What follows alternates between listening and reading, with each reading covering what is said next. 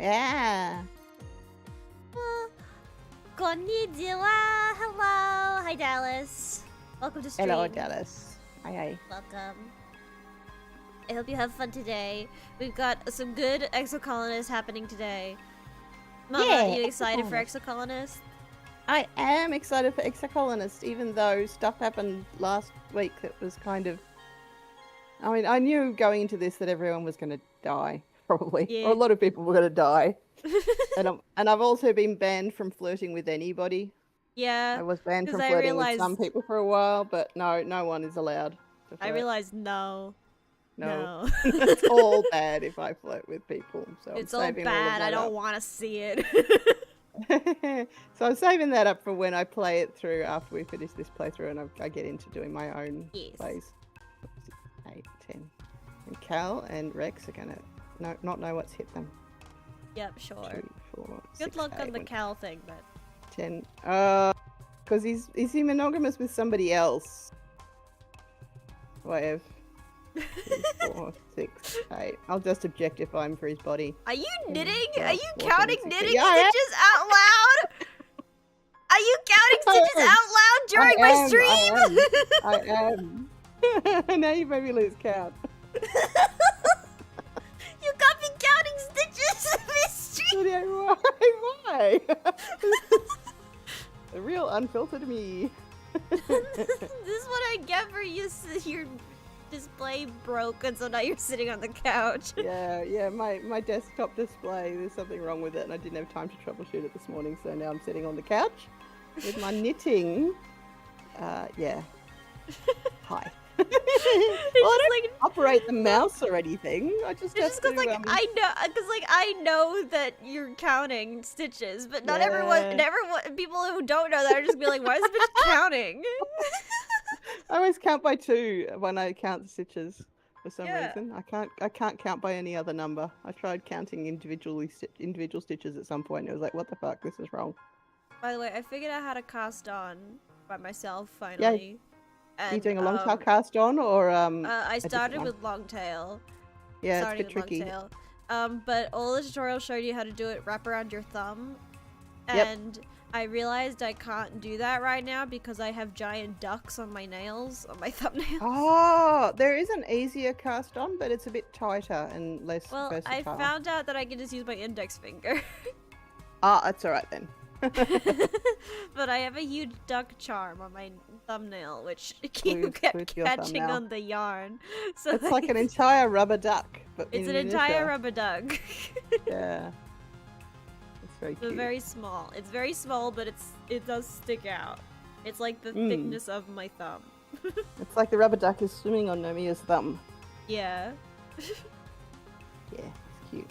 Also, I don't know what you're talking about. Today's a normal day. Huh? Today's a normal day. Oh, was that something in chat? Sorry, I don't have chat up because I'm on the laptop, so I only have one screen visible at a time instead of. Oh, you only have one screen visible at a time? Yeah. That's interesting. Anyways. Oh no! You can't conspire against me in the chat.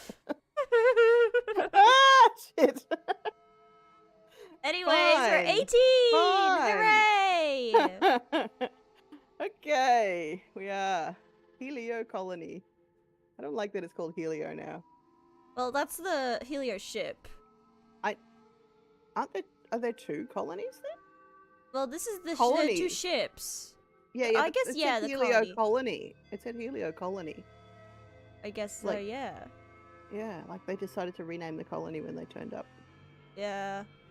Very rude. Also, you have 89 biology, damn. Ooh! Do you get something when you max it out? Yeah. Well, maybe we should attempt to do that. Does anyone have anything fun to say? Or is there any collectibles lying around? Hi, Nem. Wait, you don't call her Nem in this playthrough. Oh, you do. You call her Nem. Nem, because she doesn't like Nemi. Yeah. And then... She's got a jerk boyfriend now. Mars is hot. Oh, Cal wants to say something. It does seem like the jerk boyfriend is a jerk to Nem as well, so... Yes. It's almost like he showed up right when she was going through a traumatic experience. Yeah. Hi, Cal. Right, you're looking around for Cal when you overhear him, just around the other side of the geoponics dome. The last time, leave me alone! Doesn't sound good. Oh no. Oh no. Uh-oh. You're Oh, closer shit. and find Cal facing down Rhett and Vase. They've cornered him, their body language calm and relaxed while Cal's so angry he's almost shaking. Cal, please listen to us, Rhett says, spreading his hands. We're not here to conscript you. I can't force you to join the army. All I'm saying is I need good, loyal, strong young men like you out there on the front lines. Rhett smiles. You're a good boy, Cal. I admire your passion for peace and your dedication for fighting for it. That's why I'm here asking you to help me protect the colony. Jesus Christ. No. Protect the colony? Cal spits? That's such a lie. You're not protecting anything. You're just slaughtering defenseless animals in their homes. It's disgusting. Hey, Vase retorts, taking a step forward with his fist raised. Show some respect. Cal squares up like he's ready to take the hit. For who? He asks, voice sharp. Psychopaths like you? Whoa. Vase roars and looks like he's about to take a swing, but Rhett holds him back with one raised hand. Vase slinks back to Rhett's side, glowering at Cal. I can tell you need a bit more time, Rhett says. Woo. I just wanted to know that my door is always open if... Get lost, Cal says, cutting Rhett off. Rhett looks surprised. I'm not interested. I never will be. Face looks like he's about to lip off again, but Rhett speaks before he can. All I ask is you keep it in the back of your mind, Cal. When you come around, I'll be happy to talk about your options. With that, when they you pass. come around. Face gives you a scathing look as they pass. Hi, Maxie. Hi, Dale. Oh, God. Cal sits down heavily on the sack of fertilizer he must have been carrying before Vase and Rhett cornered him. This isn't even the first time, he mutters, his face in his hands. They're really dead set on getting me to join the hunting parties. I told them I don't want to kill anything, and Rhett was like, it's okay, you can just tell us how to kill them. He looks up exasperated. Like, that's any better. I wish they would leave you alone. Me too, Cal sighs. They have a really messed up idea of what it means to serve the colony. Like, who do they think grows their food? Ghosts? True! True! Yep. In real life, too! Yep. Yep. Cal picks at a loose thread on the sack he's sitting on. This whole war is light speed, stupid, he mutters.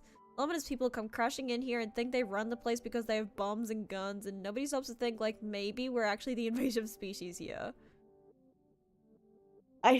What can we do about it, though? I don't know, man. I'm just a farmer, Cal says. But even I know there's gotta be a better way than this. He runs his hand through his hair. There has to be a way to live in harmony with nature. You're right. We just have to find it. I'm glad you agree, Cal says. I just feel like we showed up and pluffed ourselves right in the middle of the food web, Cal continues. We didn't even think for a second about the chaos that would cause on the ecosystem.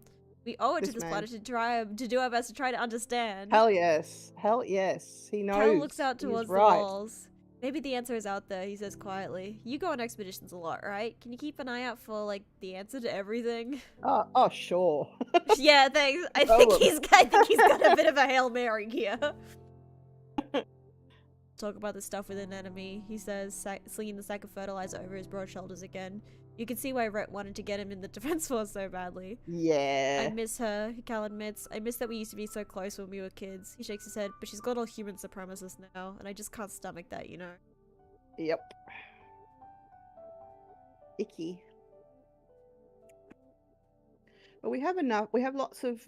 sorry, we don't have much stress, so let's go exploring. You want to go explore right away? Yeah, I do. Right, in the ridge? Also, hang on, I just think... If we look at here, yeah, look at the bestiary, you can see all the animals. Okay. And look, your stapler's here. Oh, nice. Your beautiful stapler. Your own stapler. Xenosynth helianthus. Majestic ungulate with snovel-shaped underbite and a skull-shaped head. Travels in large herds and enjoys basking in the sun. Yeah. How What beautiful. a great name. You didn't name it stapler, like you name your sim. Alright, so is there still stuff happening in the ridge? Like, major plot stuff happening over there? Alright, I guess we have to go there. I kind of want to go back to one of the other places sometime soon, but let's go to the ridge. Okay. Utopia. We're just there a lot. Utopia? You report to expeditions tend to find not just Utopia, but Security Chief Rhett and Vase as well. I just can't spare any more of my people, Utopia is explaining to them. You've already pulled almost all of the foragers, and we're running skint crews in the ridges as it is. There's one person you can spare, Rhett replies. That bloody Helios brought all that food. Yeah. Oh, yeah. Okay. That was the thing that pissed me off the most about the thing that hit me the hardest when I was playing this my first time was that when they arrived, they saved us. Like, they Yeah. saved our life. Like, we would have died if they didn't arrive. And that Yeah. pissed me off the most. Because I was Yep. like, fucking... You had no God damn it. choice to It's accept like, the now help. we have no choice to accept their help. And it's like, Mhm. I don't want these people here. Yeah. Well, like, it's not like they could go back. I know, but it's also like, we Couldn't didn't they go have and any settle- leeway to defend ourselves and be like, actually, we're in charge. Like, Yeah. And like, if they weren't, if their ship, they could have gone and made their own fucking settlement if our settlement wasn't so on the verge of death. yeah. Yeah. It's like, okay, well, fuck off. We don't actually like you. Go somewhere else. But we couldn't Yeah. because there was no option. I know. Mm. It was so... Because the whole Mm. point of the Stratos was to get away from Earth's problems. Yep. Like these people. Like these people is Yep. the reason we left. And then they I mean, followed us! Having said that, Rhett was one of the ones who wanted to get away from those problems. So it makes me think there's Yeah. something that he can see both sides. Yeah, I think Rhett is going through some stuff. Yeah. He's clearly going through some stuff. Hmm. Hello, Soul. How'd you like to transfer to one of my hunting parties? Utopia says you're one of her best explorers. We could use someone like you.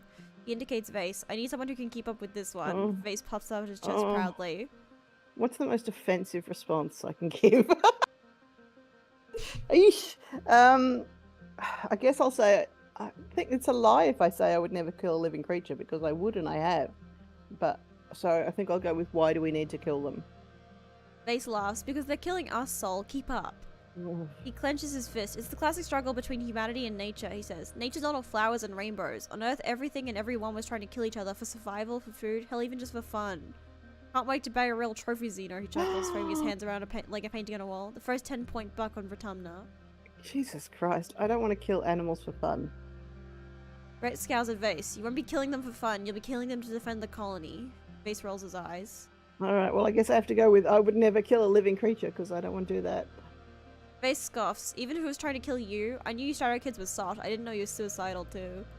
Yeah, whatever. Not everyone's cut out for life or death situations, Rhett says, then turns to you.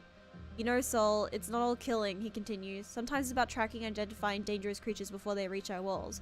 You wouldn't necessarily have to kill them.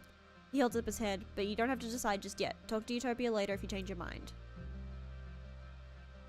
I'm not going The to hardest change my thing mind. about EXOCOLONIST is when you want to be a completionist about it, you have to do all the shitty things.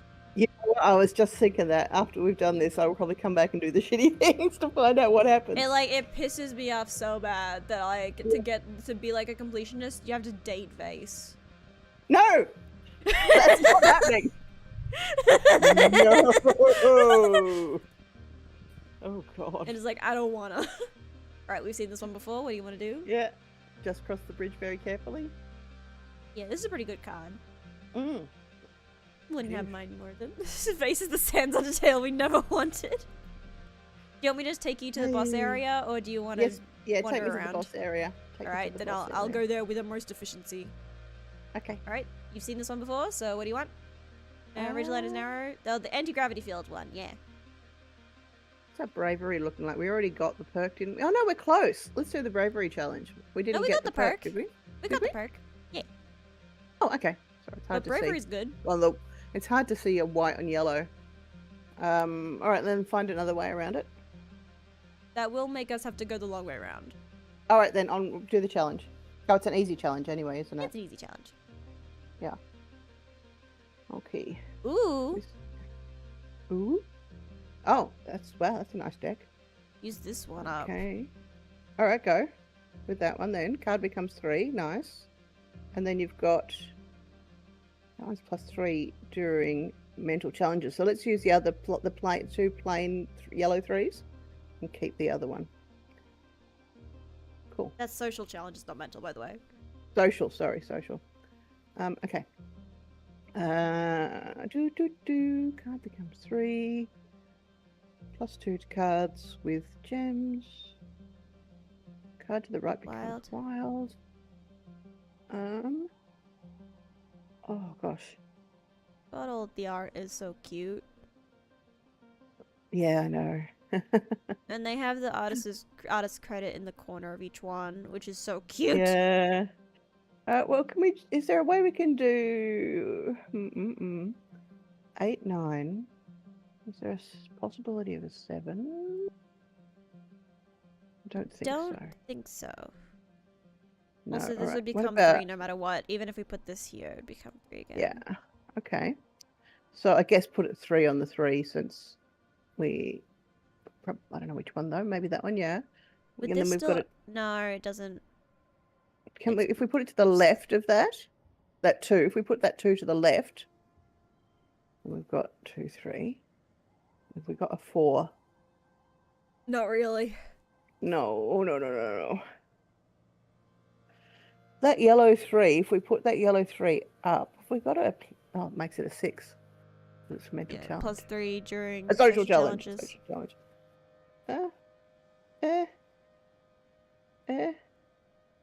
Well, then I don't know. It might Can be you worth do this one? just- Because I'm lost. Maybe we're just doing one of these. Or maybe... No. Plus 2 to cards 29. with gems. I mean, that gets... We're going to kill this one 29, anyway. that's It's gonna fine. be Yeah, so 22. easy. Yeah. Alright. I think Card maybe putting becomes- this here. Yep. Oh, That's good. plus that becomes a 10 if that's the only mental card, though. Oh. So it is. So then, if you've got 10 there, if you've got 9... No. Plus 2 if that's the highest value. Oh no, good. wild counts as mental. So it's going to be hard to do this without any wild. Yeah. Yeah, okay. So, This'll make it a 5 at least. Okay. And then...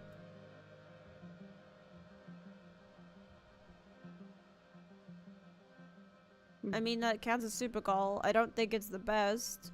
no, I don't think it's the best either, but I'm too confused with this one. It feels like we've got too many options. We Too got many that perk that options. gives... We got many that perk that gives us an extra card.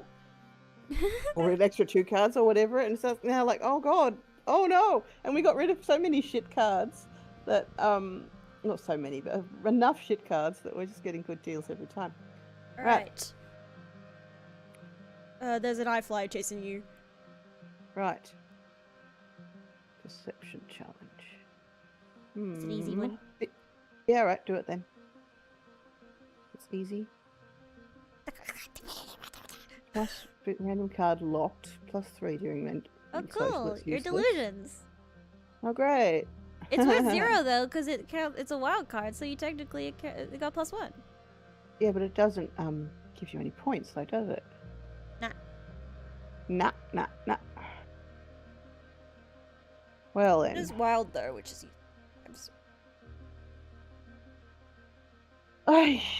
Again, I do not know. +1 to physical cards. Yeah, right. Will do. Sorry, I don't mean to. Sometimes I want to test something out. Yeah. This one's also God, I probably hate that wild. 2 is locked. Yeah, it's Why did pretty it have to annoying. be the 2 that's locked? Ah. Bitch. Alright then. Chuck the red 7 up maybe.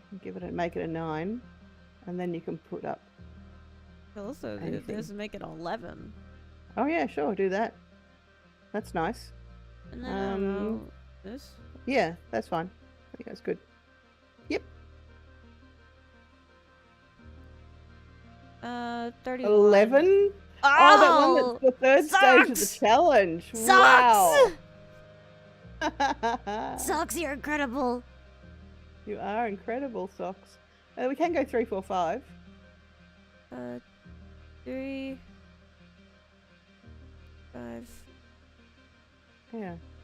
Yeah. or 5. Geez, that's not even super goal. Oh lordy, okay, we better try harder then, I guess. We could try We can harder, put or up- we could just go for it. Yeah, whatever. Alright, that's fine. Oh! What? Oh. It was Wow. the best! Maybe we should have tried Alright. harder in the earlier rounds then. Alright. Just skip that one. Spies. We're just Christian. beelining. Yeah. Oop, thumper. Thumper. Okay, he took delusions? Wow! Sorry, just on Dallas. Okay, you find your way blocked by a massive wall. No, a hollow pillar knocked over on either side in the sand. It's absolutely massive. It stretches to your left and right at least a kilometer in each direction, though at some points it's crumbled enough that you could lightly scale over it. Oops. Sorry, I'm on the wrong window. I was going to see what chat was saying. Hi. Okay. So I think we should do the engineering challenge. Get out. Yeah. +2 bonus to straights. Oh ho ho. Oh, okay. Well, we can easily do straights because there's nothing locked. I mean, we could. It would stop it from being a 10, but we could do that. Huh? But this is the only way for us to get a straight is with this card. Oh. But it would stop it from being a 10 later. Isn't there anything else? No, there's a +1 for each gem on other cards. Oh no, but we've only got one card with a gem. Yeah. Well, what about putting up 3 4s? Doot.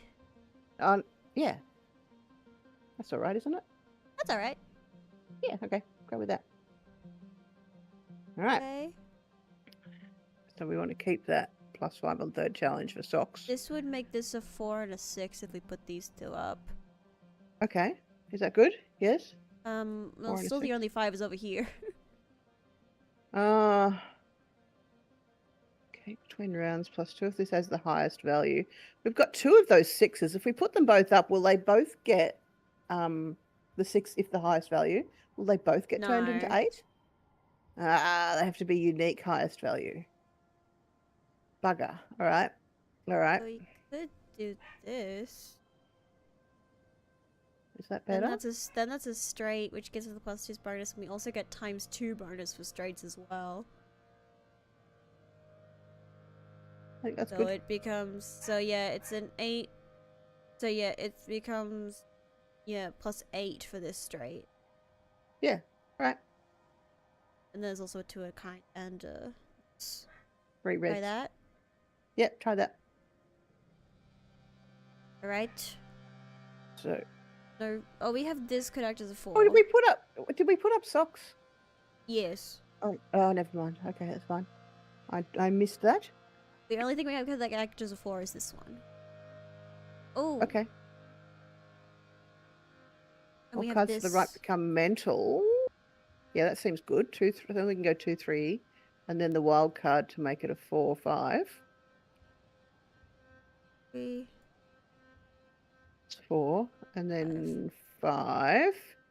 But this will become a 6. Oh, will it though? Only if we put that other one up. Yeah. We take this away, then it's a straight. Hang on a second. Why did that? Can you put the 2 back up again? Why did that become a 6? Because +1 to mental cards. Oh, because it became So when it becomes blue. mental, it gets a +1. I see now. Okay, yeah. Well, does that mean if we put up one of the other 3s, that'll become blue as well, and it'll become a 4? Yes. Oh, and Yeah, then we so can we can make swap. this act as the 5. Yeah. Aha! There you go. Hey. Aha! Find more scraps of convergent domain writing and technology. Document everything to bring back to Utopia. +1 engineering! Alright, we continue on. Here, okay. We've done this one before. There's a dragon. You're stuck in traffic. Yeah. I This can't remember is the bravery outcomes. 30. I liked climbing up on its back, and I felt like wasn't there more than one option when you climb up on its back about when to get off? So let's try it again and see if there's a different option that I can choose. Yes. Climb down the other side or hassle the Dorbsmuth. We haven't done either of those things. So let's try climbing down the other side. It's easily done. You're free and clear on the other side of the commuter train creature. Alright, next time we'll hassle the Dorbsmuths. Hassle the Dorbsmuths? What? Okay, Hey, use... what? Hello?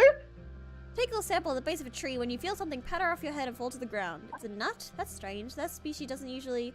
Look up, your stomach lurches when you realize you've been watched the whole time. A pair of familiar eyes peer down at you from the branches. It's Sim? He grins down at you. Well, if it isn't the little human, have you come to visit me, Sugarbug? Tim's dead. Who the hell are you?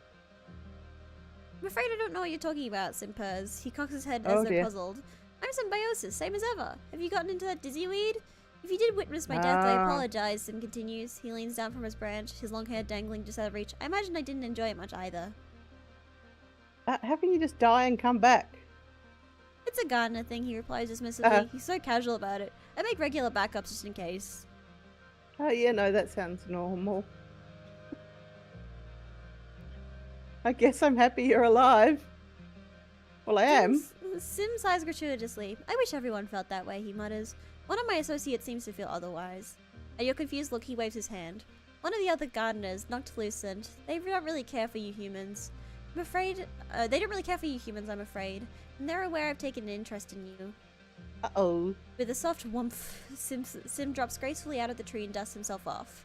He claps you on the shoulder. I'd watch out for them, if I were you, he says. They're quite dangerous. Oh, dear. Sim turns to leave, but you sputter and grab his sleeve. You can't, after all that. You deserve some answers. Real ones. He owes you that. He turns to you, one arch eyebrow raised. What is it, Sol? What do you really do here? Sim gives you a blank smile. I'm a gardener, he says simply. I was created to be a gardener, and I imagine I will be one until my services are no longer required. At your look of confusion, Sim softens. Humanity is so concerned with purpose, he says sadly. It's because you were not created for one, and you spend the entirety of your short lives under the impression that you need one. The concept of someone having a purpose must be seductive. Uh-huh. He shrugs one elegant shoulder. My existence is simple. I act in the ways for which I was created. That is not an interesting answer for an individualistic species as yourselves, I'm aware. Perhaps we must both accept that it may be beyond the human capacity to comprehend. Are you really, Sim? The one and the same, Sim answers, carefully prying your hand from his clothing. I acknowledge this is difficult for you to understand. He takes a deep breath, considering his words carefully. Humans have but one short window of consciousness, which encourages you to think of yourselves at individual points on the line of history. You are, quite clearly, not your parents or your grandparents or your unborn children. You are your own marvelous creature. He places his hand on his chest. I do not disappear when this form dies. I am eternal in a sense. I am all who came before, and I am all who will come after. I am my own legacy. I am symbiosis. He tilts his head to the side, as if listening to something, and squeezes your hand. Fear I've said too much. I hope I can see you again soon, and that all may be revealed to you. Okay. You can give him a present, and also get some stress Sure. removed. Yeah, get some stress removed, please. And then Give give him a present. Yeah. What haven't we given him yet? What's have we he given like? him? He's liked He likes everything. everything. He likes everything. Yeah. All right. So those are the things we've given him. So let's give him a crystal. The Sim examines the crystal for a moment, then hands it back to you. I think you'd better hold on to this, Sol. You may need it later. Do we get any benefit from giving him crystals or he likes presents? it. I can't remember. He does Yeah, like it. He gets likes some it. friend up. Okay. Yeah. A little locust. Hey. Befriend it. Deception challenge. Okay, not too bad. Okay. +1 to physical. Random card Well, you locked. could get Okay. this one, and the value is wild for a straight. Yeah. Okay. Let's do that. Yeah. Yeah, that's good. I think. Fox. Okay. All right. Well, let's go yellow 2 and 4 with 3 in between. Wild 3. Yeah, that's all right. That's good. Okay. Yeah. And then 6 can go up. And what else? We can go a 9 on the right there. Is there a way we can get a 7? I mean, this one's value is wild. Oh yeah, look, put the 7 up there. Put that one up then. Can we get a 6? I don't think so. I don't think so. All right, then just put up another red then, I guess, to get a red pair. 38. It's the same. Okay. Either way, it's the same. All right, then that's fine. Yeah. It's okay. It's okay. Okay. There we go. Locust horde. There was a horde of locusts. Nice. Not really nice, but it's fine. I mean, that's what locusts do, is they hoard. They are around it. Horde as a verb would be a different thing. They are a horde. They are a horde. All right. Yeah. Ah, the flowers. All right. So we can neutralize the radiation. There you go. Yeah. All right. Do it. Go around here. Device. Device. Another device. Wow, device. Two device. Okay. So many device. All right. Suns are hot in the sky. Oh, this is where you don't have any water. I think. Can we call Dis for help? We haven't done that before. Let's try that. Dis grumbles, but within about 20 minutes, you see his glider winging its way over to you across the ridges. He lets you have some of his spare canteen. Some of us came prepared, he teases. You survey together for the rest of the afternoon and are both relieved when it finally cools down. It's a good option. Hang out with Dis. Be a friendship. Yeah. Yeah. Not much stress, but here we go. Oh no, the stress is not good. Yep. You're back at the Wormhole Observatory with Dis, just to poke around. But the thing is that you've also opened a path, so now if you go exploring again, you won't have to do anything to here. You can show Cool, up alright, yep. No stress. Yep. Who knows what you might find? Alright. You bravely try all the elevators. Some are broken, one gets stuck for about an hour and you think you're gonna die in there, then it chugs to life. Then you find the orrery. It's a beautiful room under one of the smaller pyramids. The light from your hollow palm glimmers off the crystals in the rainbow colors, dotting the walls and ceiling in familiar constellations. There's one huge crystal plate embedded in the wall, engraved with deep glyphs, convergent domain writing, you guess, and some kind of map. In the center is clearly a representation of the wormhole. Lines extend from the end of the wormhole to other points on the map, and many more glyphs you can't read. The crystal is cut up into shards like it could move around, but it's still dark and probably has been for thousands of years. You run your hands around the panel, looking for a way to turn it on. Your hands encounter a slot. You rummage in your bags for... Aha, yes! The device you picked up in the monitoring station with Dis. It's a perfect match. You slot the glowing pink device into the slot. It's actually... one of these. Oh, so many of them. Okay. The crystal planes on the wall come to life, the glyphs on them glowing. They start to move in an unnervingly organic way, like melting into water and sliding over the surface, rearranging themselves. It's not just writing, the very surface of the panel raises and lowers, like braille. The glyphs pulse and glow the same swirly purple-pink as the glowing device, which you realize must be a power source, a convergent domain battery.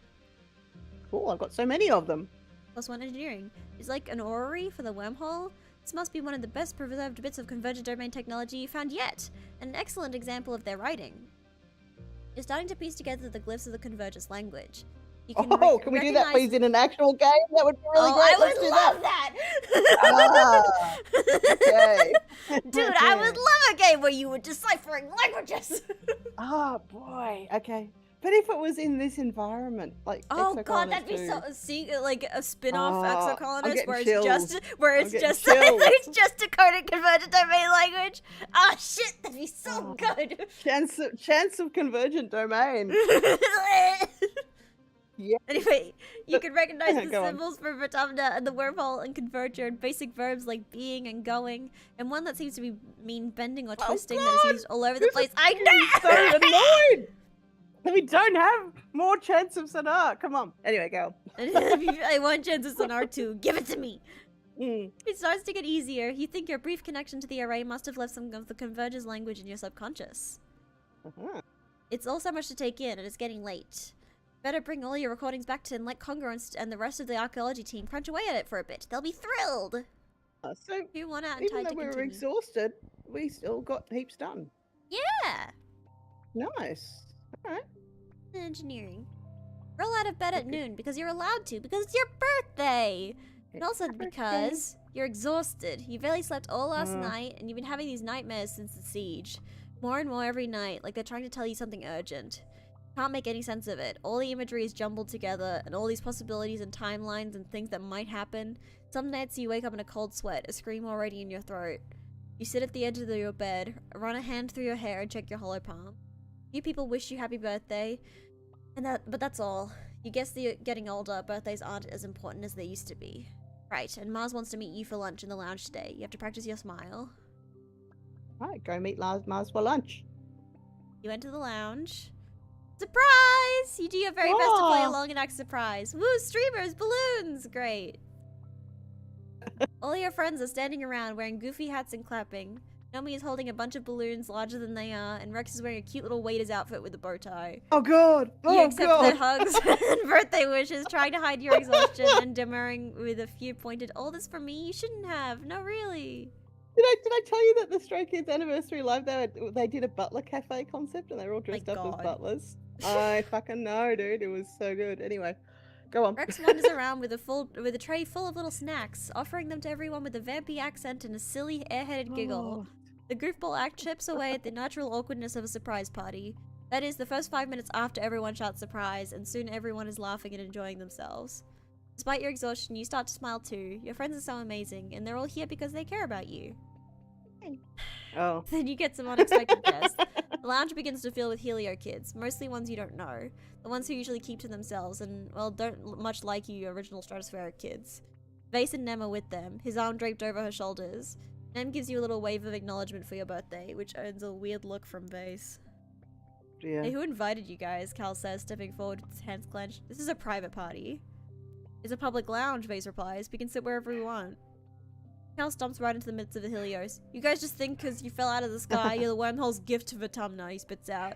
We don't need you. We never needed you. All you do is make things worse, like this party. You've really seen Cal so ready for a fight. He doesn't seem to care about that body language of the Helio kids has changed from cocky to dangerous. You're just a bunch of fascists, Cal continues. You and Lum. Woo. Yeah, well, The lounge it's true. erupts, chairs screeching across the floor as the Helios jump to their feet, yelling at Cal, calling the colony illegal and Cal a fugitive. They jostle him around, but Cal plants his feet and stands his ground. You hear a bottle breaking and see someone advancing on Lord. Cal. He's not backing down. Stop it! We don't have combat skills, guys. Well, that was your relationship with Vase or your relationship with Nem. So if you had a high enough relationship with Vase, you could tell him to stop, or if you had a high enough relationship with Anemone, you could tell her to stop. Right. Your voice is drowned out by their argument. Then someone throws a punch and it's all chaos from there. Despite Cal's bravado and broady physique, he's no fighter. One of the Helio kids socks him in the stomach and he goes down like a felled gnarl tree. Rex throws himself between Cal and his assailants, catching a few kicks on Cal's behalf before the Helios get tired and leave. There's a few parting shots in Cal's alleged romantic interactions with the float pals. Lit. Vase doesn't get involved, but he doesn't stop them either. He's the last to leave the lounge, staring hard at Rex before smirking and turning away. Rex helps Cal to his feet. First time, huh, he says, dusting off Cal's clothes. Don't worry, they probably got it out of their system. Good on you for sticking up for yourself. Nem lingers at a distance, clearly angry at Cal but feeling bad about the fight. Yeah. Well, Mars exclaims, clapping her hand. That was enough excitement, I think. Let's move on to the important part. Cake and presents! Under Mars's skillful party hosting hand, the mood shifts back to festive. You enjoy your presents and your cake, but the tension's boiling over like that is a bad omen for the rest of the year. Why is Lucy excited? Because everything exists always, all the time. Yeah, that is true. Yeah. That's Fair. Sometimes things exist and she doesn't get the permission, but they exist anyway and she gets pissed about it. It's so unfair. Alright, we we have need to to rest at some point, but let's give Rex a hug first. Can we give Rex a hug? So, Rex a hug. Where is Rex? Rex. He's over to the right. Right. Yeah, to the right. He's with Nomi. Nomi. I'm gonna throw that creature Ah, so far. cool. Did it before. You can give him a gift. Oh no, we only have one stick. We only have one stick. Alright, where do you want to rest? Do we know what Nomi likes in terms of gifts? Let me check, because I do. Yes! They like crystal Give her. clusters. Have we got? We've got a lot of crystals. Should we give her another one? Give them another one. Them. I said them. I corrected myself immediately. Yeah, alright, let's do that. Even though it's a good one. Let's do it.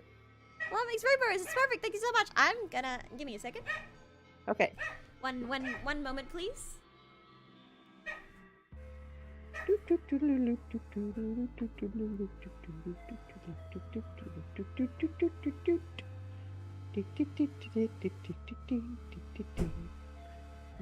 I'm going to briefly mention Uma Musume because I accidentally did the stupid thing again where I joined the wrong league, the one that only lets you have Umas of 5 or higher, and Sorry, B or lower. I mean B or lower.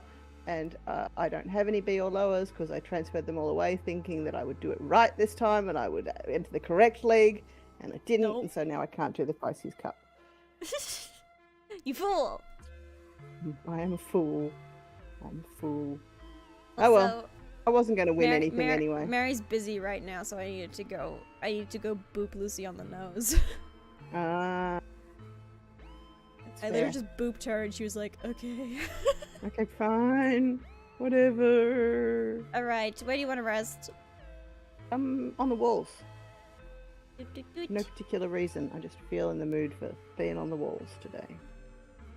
That gives us friendship with Dis. Okay, cool. You and Dis both blow off your responsibilities by relaxing on the wall. Sometimes you talk about stuff, but mostly you just give him space. He shows you his collection of dried flowers and herbs. He says he's big into the idea of near-traditional medicine. Right, do you want to get rid of either of these? No. I do not. Alright, there we go.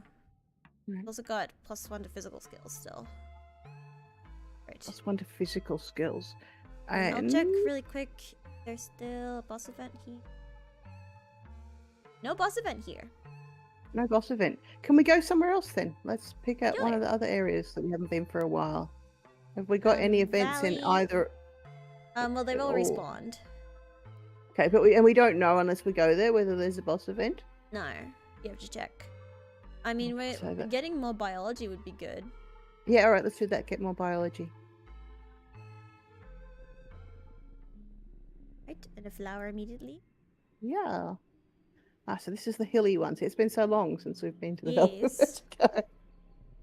Forgotten what's going on. Ricky! Hey, Hey, Ricky. you've done this before? They get a shield, they're hungry. then? Okay, Well, maybe you they wanna do- aren't so bad. Maybe they aren't so bad. bravery 50. Welcome to the tree and put Yeah. your hand on it. The baby Ricky swarm around the tree trunk, very upset with you. They calm down when you see you aren't doing anything. There's an unmistakable thrum of life under your hand, not just from the proximity of the baby Ricky, but from the tree itself.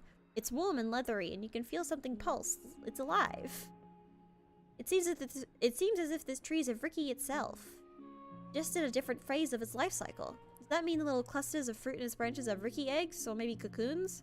There's so much you Ooh. don't know, but you do know that this nursery tree is a special place. Oh, There's that's nothing to cute. forage here, though. These ravenous youngsters have stripped everything edible from a wide radius. You move on. Okay. Right? Another Ricky! Ah! Your path is blocked by Uh-oh. a massive 8-legged xenofauna, something between a spider and squid and a bear. In its rage, grunting furiously and bashing itself against trees and rocks at random, you duck and hide as it glares in your direction, its breath heaving and dozens of eyes gleaming with madness. Oh Same no. soft pink and purple you recognize from the multi-legged Ricky that live in this area, but so much larger. Could this be a related species? Sing to it. Need 20 empathy. There's a plush of them now? Yes, there's a plushie of Rickies. Nice. All Mary right, so this has is a plushie Hopeye, and we also have 2 plushie Faceless. amazing. Alright. Okay. +1 to physical, +2 bonus to pairs. Okie dokie. Well, we can put up 2 5s, I guess, and then something yellow to the left of it. Them. You do the value as wild one, so it acts like a pair. Oh yeah, 3 5s. Okay, good. I think that's good. Yeah. Okay. There's a +3 on the 3rd round, so we should leave that one alone. Yes. Surprise party. All cards become mental. This might actually be good to play earlier now that we have a Yeah, bunch of cards. yes. Yes. Okay. Becomes a 6. It'll become a 5. 6. Is there anything we've got that can become a 7 then? I don't think there is. Well, it'll become a 5 if we put another one down. Okay. 30. 4 5.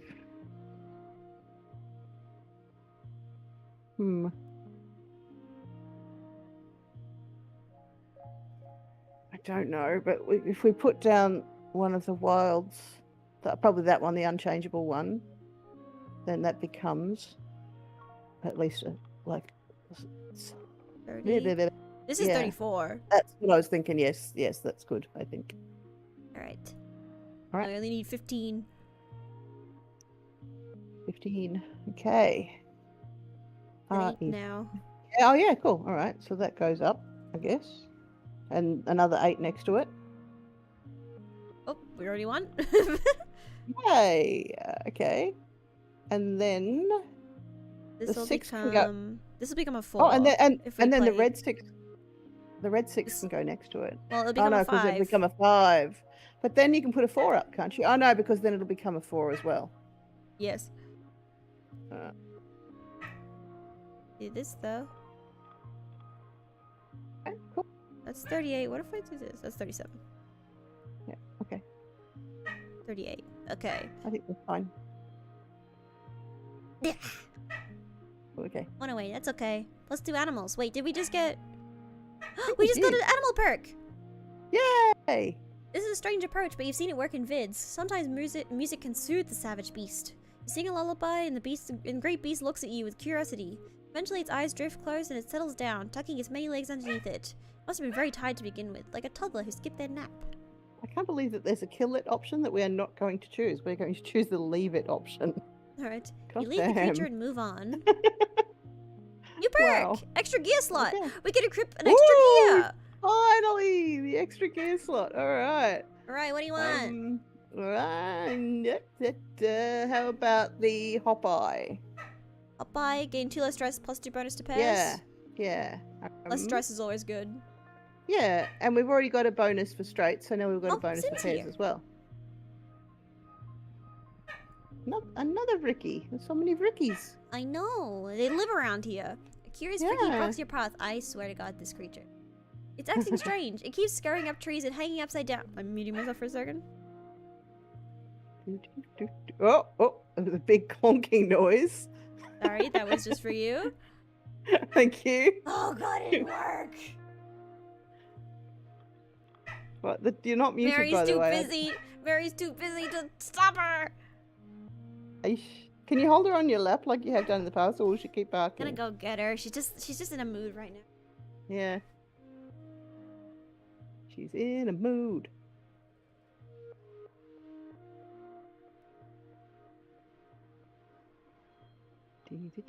Dee. Physical skill buffs for the next few months. Oh, that was... I'm actually looking at the chat now. I'm still trying to figure out what the shenanigans are. I don't know. I don't see any shenanigans. This is fine. Maybe I should look at the stream. Oh, Nomia's tiny because they've walked away from the thing. Oh, I look normal. Lucy won't come out. Lucy won't come out. Lucy just want to bark. I have not detected any... Oh, hang on. We're reversed. The page is Wow, reversed. it really took you 51 minutes to notice that it's I mean, backwards. I did notice that before, but it didn't seem important. And I'm just trying to think, is there something else? That seemed so minor that I was like, no, they must have done something else. Okay, fine. Here, do you want something more extreme? Give me something more extreme. Here you go. I have to wait for it to appear on the... Oh, now we're upside down. Yeah, you want this? Ah, You want this for yeah, the rest of it- the stream? No, but I'm not looking at that page anyway. I'm Hang on a assuming, second, 'cause I'm actually- only looking at Discord. We can do this and then wait. Give me a second. And then if I do this, then actually it's fine. I'm waiting for the delay has to... Then Oh, actually it's as in... fine. Yeah, except people So can't we can read play from like the this. chat. This is good. People can't...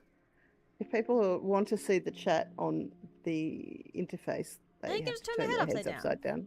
What? Alright, do you want to approach the Ricky? Yes! I do. Alright, fantastic. Fox is Yeah, so many cards. Many cards. Alright. One. +1 for gems on other cards. I'm a Once the 4 if vibe we do becomes that. wild, yeah, it will. If you move them to the right and then put the 5 to the left of that, you'll at least have 2 pairs, I think. This? Will you? No, no, no. The wild 5 card which makes it the card to the right will become wild as well. Won't I be mean, two sorry, pairs. it won't be 2 pairs. Sorry, This. you're right. Oh, that's 22. No, no, no. Less. But then we're losing our socks. I think that's fine. Hi Tyler, welcome to normal stream. It's so normal. Everybody here is normal. Everything's going really good over here. Yeah. Yeah. All right, so we've got a 7, 8. Can we do a 6? Somehow. It doesn't look like it. Have we got a +1 value or that we can put on something? Egg. We've got many flour. Hang on. Jesus Christ, we've got so many flour. +1 to a card, so we can put something up and then add 1 to it. So however, if you change it to a yellow card, the yellow card will get another one, so it actually acts as a +2. +2. So we could put up a 4 and then put a yellow card on it. Yeah. So? Yeah, 6, 7, 8, and then we could put up that a 3 and put a yellow card on it, couldn't we? Oh no, that only gives it 2 more. Yeah, it only have a 1 because it's already a 3.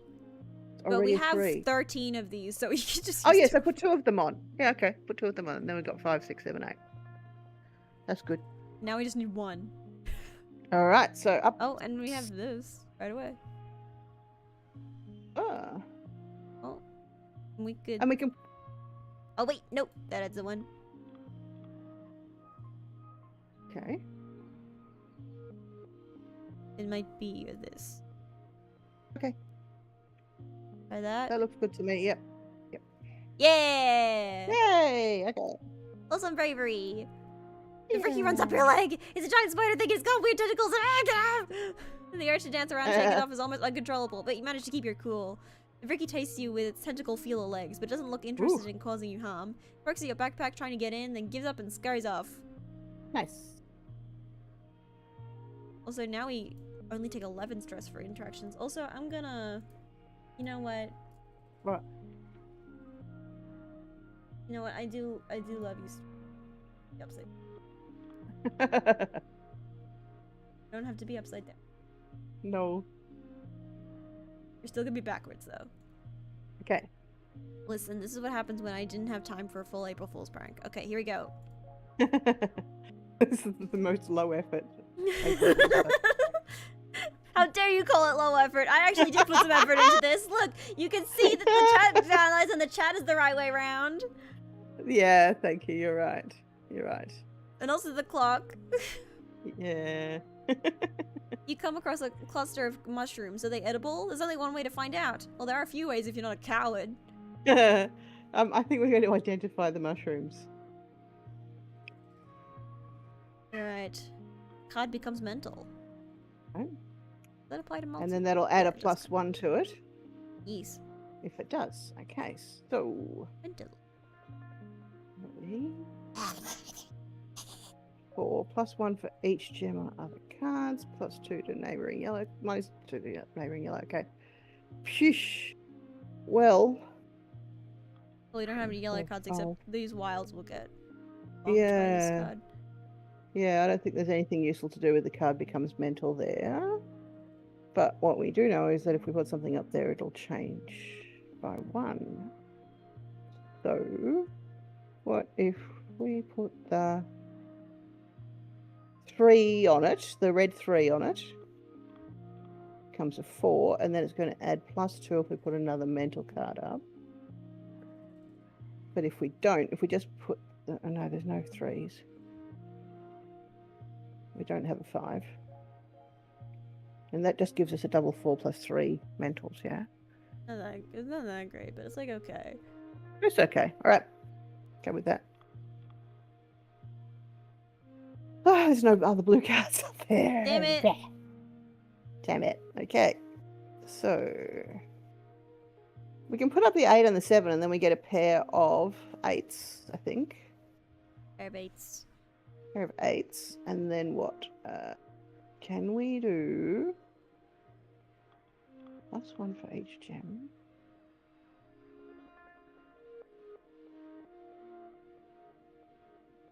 +2 to name. Yeah, I don't know.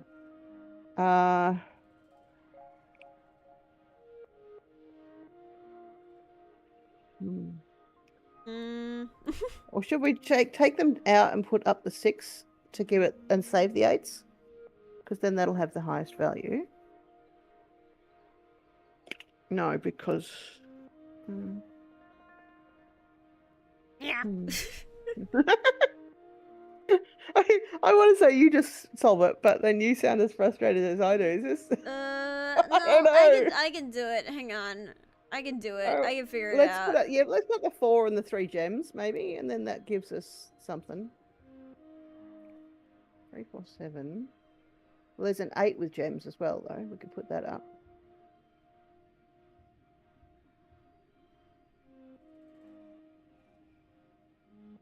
Oh, that goes down because it's a freaking mental. I mean, social. This one for gems on the cards. 33. That's probably fine. Okay. All right.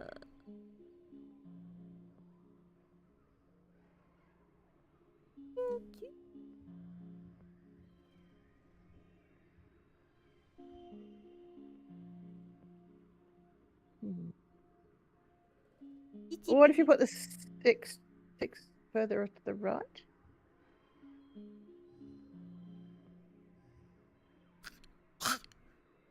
Oh, my brain. Why is it like this? We could have 2 7s. Just 7. Oh, no, because it'll lose its +2, won't it? Oh, no, it won't, because it's... Oh, it won't. Okay, no, that's fine. That's fine. That's fine. And then can we have 2 4s?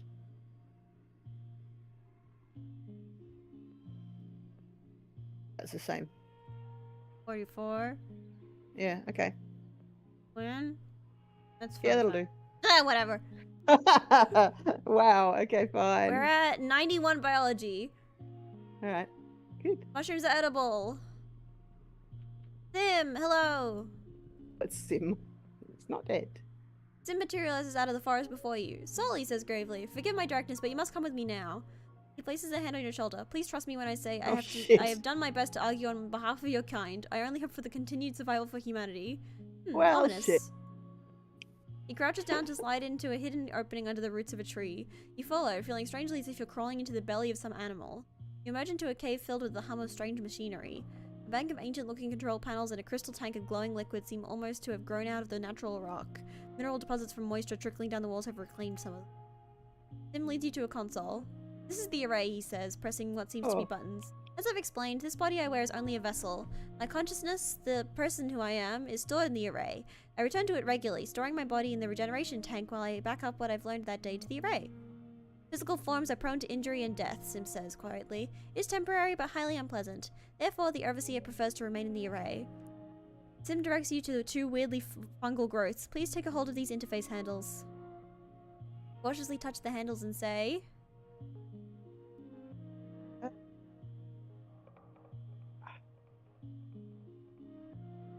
I don't know how I feel about this. Nothing to be afraid of, just a little mind matter interface. A strange presence speaks in your head. Play it cool. Bravery 26. Yep. You can feel the Overseer pause, then a sensation in your mind that reminds you of someone clearing their throat. I am the Overseer, the voice continues. I speak for the gardeners. We will now show you what we are. I'm ready. You have the oddest feeling of memories being inserted into your mind. First a trickle, then a flood. A civilization called the Convergent Domain, yes? This is, you know how I was saying later on that, previously, that it seems like we should have already known what the Convergent Domain is, and a lot of the dialogue seems to assume that we've already had that bit.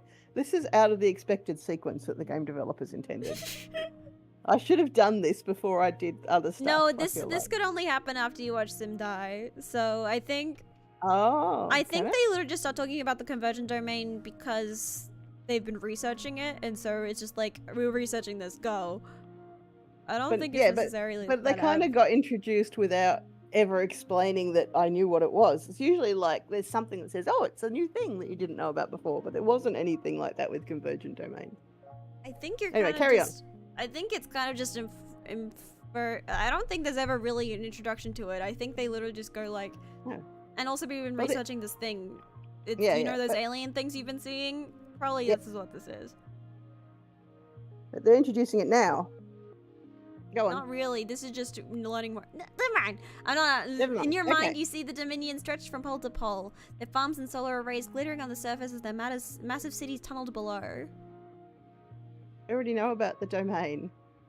We're aware of that, the Overseer replies, his voice dry in your mind. We know almost everything that happens on this planet. The Convergent Domain created gardeners as their ecological control system.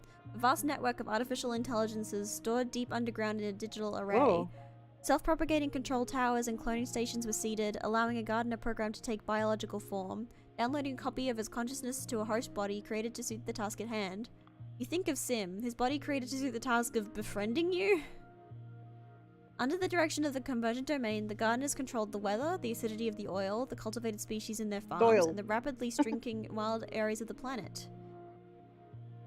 The Overseer doesn't quite sigh, but you get the impression it would. Over time, the Domain nearly destroyed this planet. There were too many of them? Correct, the Overseer responds. They could not stop multiplying, with the pride and compulsion that can only come from evolutionary drive. They paved the planet's surface with solar panels to run their massive underground cities. There were millions of them, then billions, tens of billions, too many for the planet to sustain. The last directive the gardeners were given by the Domain was to repair the planet's destroyed ecosystem, the Overseer says solemnly. The gardeners tried, but it was too late. When the crops failed and the atmosphere became too thick for sunlight to pierce, the Convergent Domain perished by the billions. Last survivors took to the sky in colony ships and never returned. You try to imagine a tragedy on this scale, but it's just too enormous, too abstract to wrap your head around. The Overseer continues relentlessly, new thoughts flooding into your mind. Over the millennia, the gardeners took their task seriously. It takes little effort to render a planet inhospitable, but significant dedication to restore it. Under the guidance of the gardeners and the final directive of the Convergent Domain, nature at last reclaimed the barren planet. The garden existed in a perfect balance, and now your species has invaded it. Whereas, we had nowhere else to go. Your kind had the option to stay where they were, the Overseer replies, its tone of thoughts darkening. Do you think we have empathy for the Convergent Domain who fled on colony ships, the ones who selfishly refused to give their bodies back to the planet they destroyed with their pride? You chose to come here, the Overseer continues, and you continue to stay here. You can then choose to die. You shudder involuntarily. That's not what evolutionary drive does to us, though. Some Vitamnan species have a technique of future sight, which the gardeners harness to clutch glimpses into the web of timelines. We see that you possess this technique too, alone in your kind. We have foreseen that humans pose a great danger to this planet. You are a monoculture, an invasive species. You throw a hard-won balance into disarray. Since arriving, you've shown nothing but a willingness to consume the planet's resources and replace them with more humans. Jesus. We didn't even know you were here. You tell the Overseer that your parents didn't know. They told you the long-range scans said the planet was unpopulated. You get the impression that the Overseer is scoffing at you. Is this an argument in your favor? That you would feel guiltless in destroying Vitamna's natural habitat if there were no sentient species to claim ownership of it? The gardeners do not own this planet, the Overseer tells you. We are the planet. Most gardeners would prefer to stamp you humans out like encroaching weeds, the Overseer says without malice. Instead, we have tried, using ecologically compliant organic methods. We are impressed at your tenacity to withstand these eradication procedures. The early attacks, the famine, the pollen, not random natural occurrences at all, but gardeners' tactics to encourage the eradication of pests. But symbiosis speaks in defense of your kind, the Overseer continues, and took effort to convince us that you were sentient and capable of communication. You present us with a quandary. You come from the stars, refugees of a catastrophe of your own design, one that you are intent to recreate here, on a planet which still bears the scars of the last time it was used carelessly. So we ask, what are we to do with you? Humans can change. Help us. So we teach your kind to be stewards of nature, the Overseer replies. Perhaps your children can take up the mantle as well, and their children. But soon you are dead, and your children, and as are your children's children. Generations pass, no one alive remembers the time the gardeners came to the humans and taught them the proper ways to live. And now there are too many of you to teach, and your behavior too entrenched. What then? Genocide? You have no answer. There is a silence in your head, and you hear only the sound of water trickling down the cave walls and gentle hum of machines. Eventually the Overseer speaks in your mind one last time. For now, you may leave freely. We will consider this quandary, and we will be monitoring you and the other humans. You feel a strange pull at your consciousness as you remove their hands from the interface. There you have it, Sim murmurs. That is my boss. I'm terrified. Dim nods sadly. That is the correct response. It's why I wanted you to know the truth. He walks over and runs his hands over the consoles. And now you know how to connect to the array, he says quietly. But you should not come here unless I am with you. Dim takes your hands and looks at you solemnly. When you interface with the array, you hold everything they are in your hands. It took a great deal of negotiating to convince my fellow gardeners to trust you with this power. Please do not prove this trust mistaken. So, his augment, which is, I believe, just he's an AI construct. Oh, okay, right. There we go. Can I pick up that egg without activating that? I can. Okay. Another flower. Endless flowers. I'm guessing that was a boss event. Kind of. Kind of. A dense cloud of pollen makes it hard to see even your hand in front of your face here. It's a good thing you have a helmet with a filter. It's not perfect though, and it doesn't help with visibility. Be patient and look carefully. Pollen clouds eventually shift, and you're able to see glimpses of the path through. It looks clear. Stroll through. Huh, no problem this time.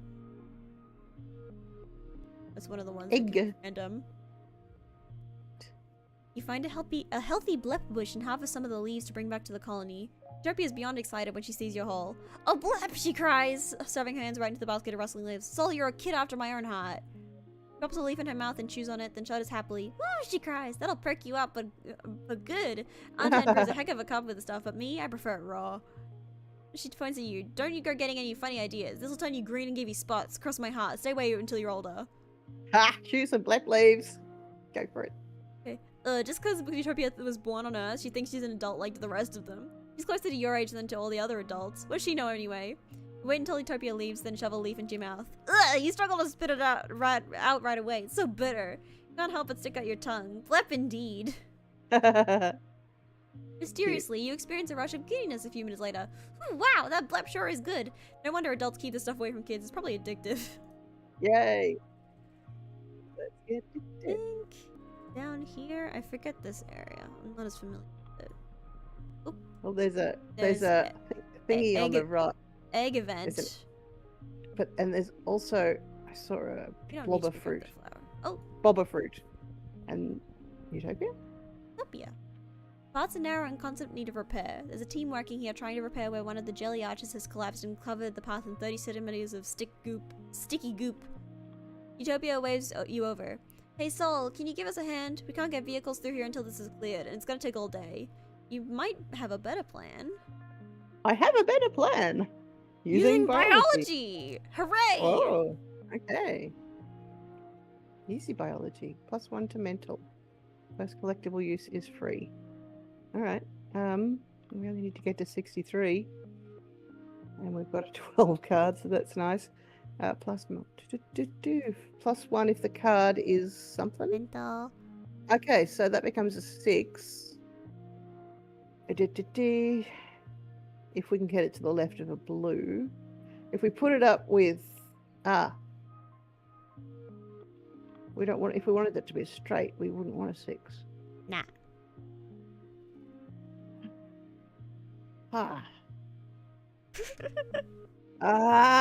This game. I have to save it for later.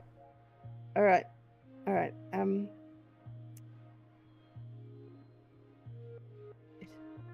Can we go 3, 4? I don't think we can do that either. Well, at least I would probably just next to the 3. You'd go with that? I'd probably just go with this for now. Alright.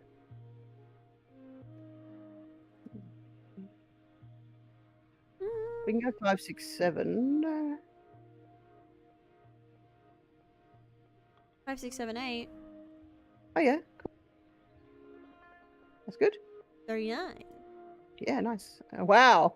Okay. Nice. I think we can just put up whatever. What is the... There's a card symbol in the bottom left. Has that been there all along? It just sorts the cards. Ah, okay, sure. Cool.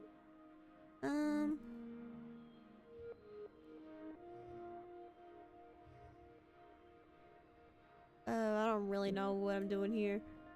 No. We can put the 6 next to the 5. Oh, no, it becomes a 7. Because it's wild. Got something. Well, that's not too bad. I mean, that's fine anyway. I don't know if you can get more, but can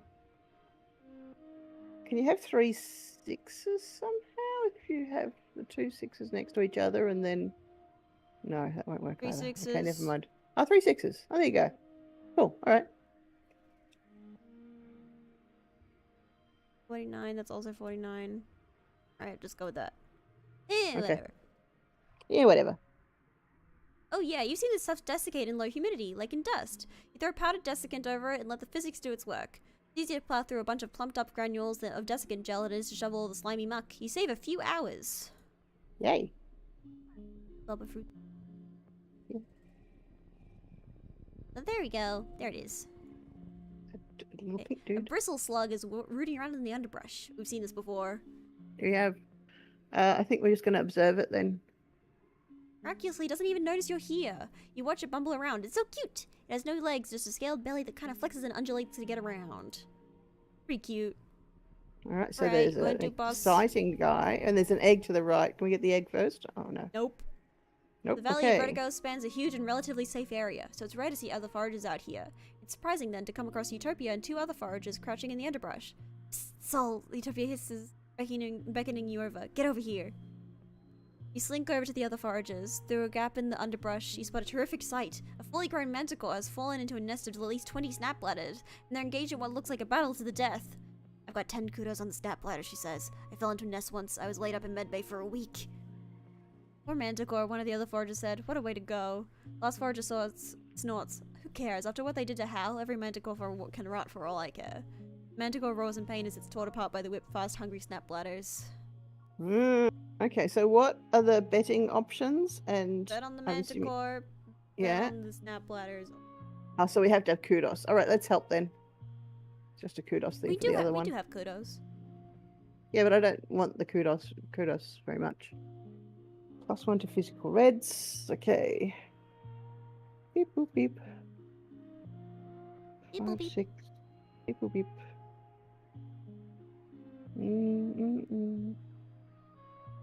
Maybe just put up 3 2s this round. Yeah. This one or this one? Has less points, but that has an effect for later, maybe. Yeah, all right, keep it then. Okay, let's do that. No. Okay. Or Mhm. That works. that. Okay. Now, would it be better to put up the 9 or that's 6? That's Yeah, 2 31. 6s. That's 35. Okay, put that up. That'll do. Right, now we just need 18. Yeah. Socks! Oh, and we can have socks. 6 7 5 6 7. And then there's a wild. Oh no, it's just a wild in suit. It's not a. This wild does in. count as... Tell you what, so that's a 5 straight. A 5 straight, Yeah. like a full house or whatever you call it. I think that's good. No, it's not, because there's 11. But it's a yeah, 4. It's 11. Yeah, okay, cool. I think that's all right. Damn. Plus 2 animals, though. Utopia good. tries to stop you as you burst through the underbrush, dedicating yourself to being the best distraction your weak, fragile human body can be.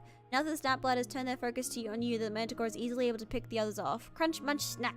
Off go enough heads in the manticore's powerful jaws that the survivors cut their losses, disappearing back into the burrow. Helping an animal. Hey. Now you find yourself face to face with the manticore, Vitumna's perfect murder machine. It looks at you quizzically. You look back. You feel a weird connection to this creature.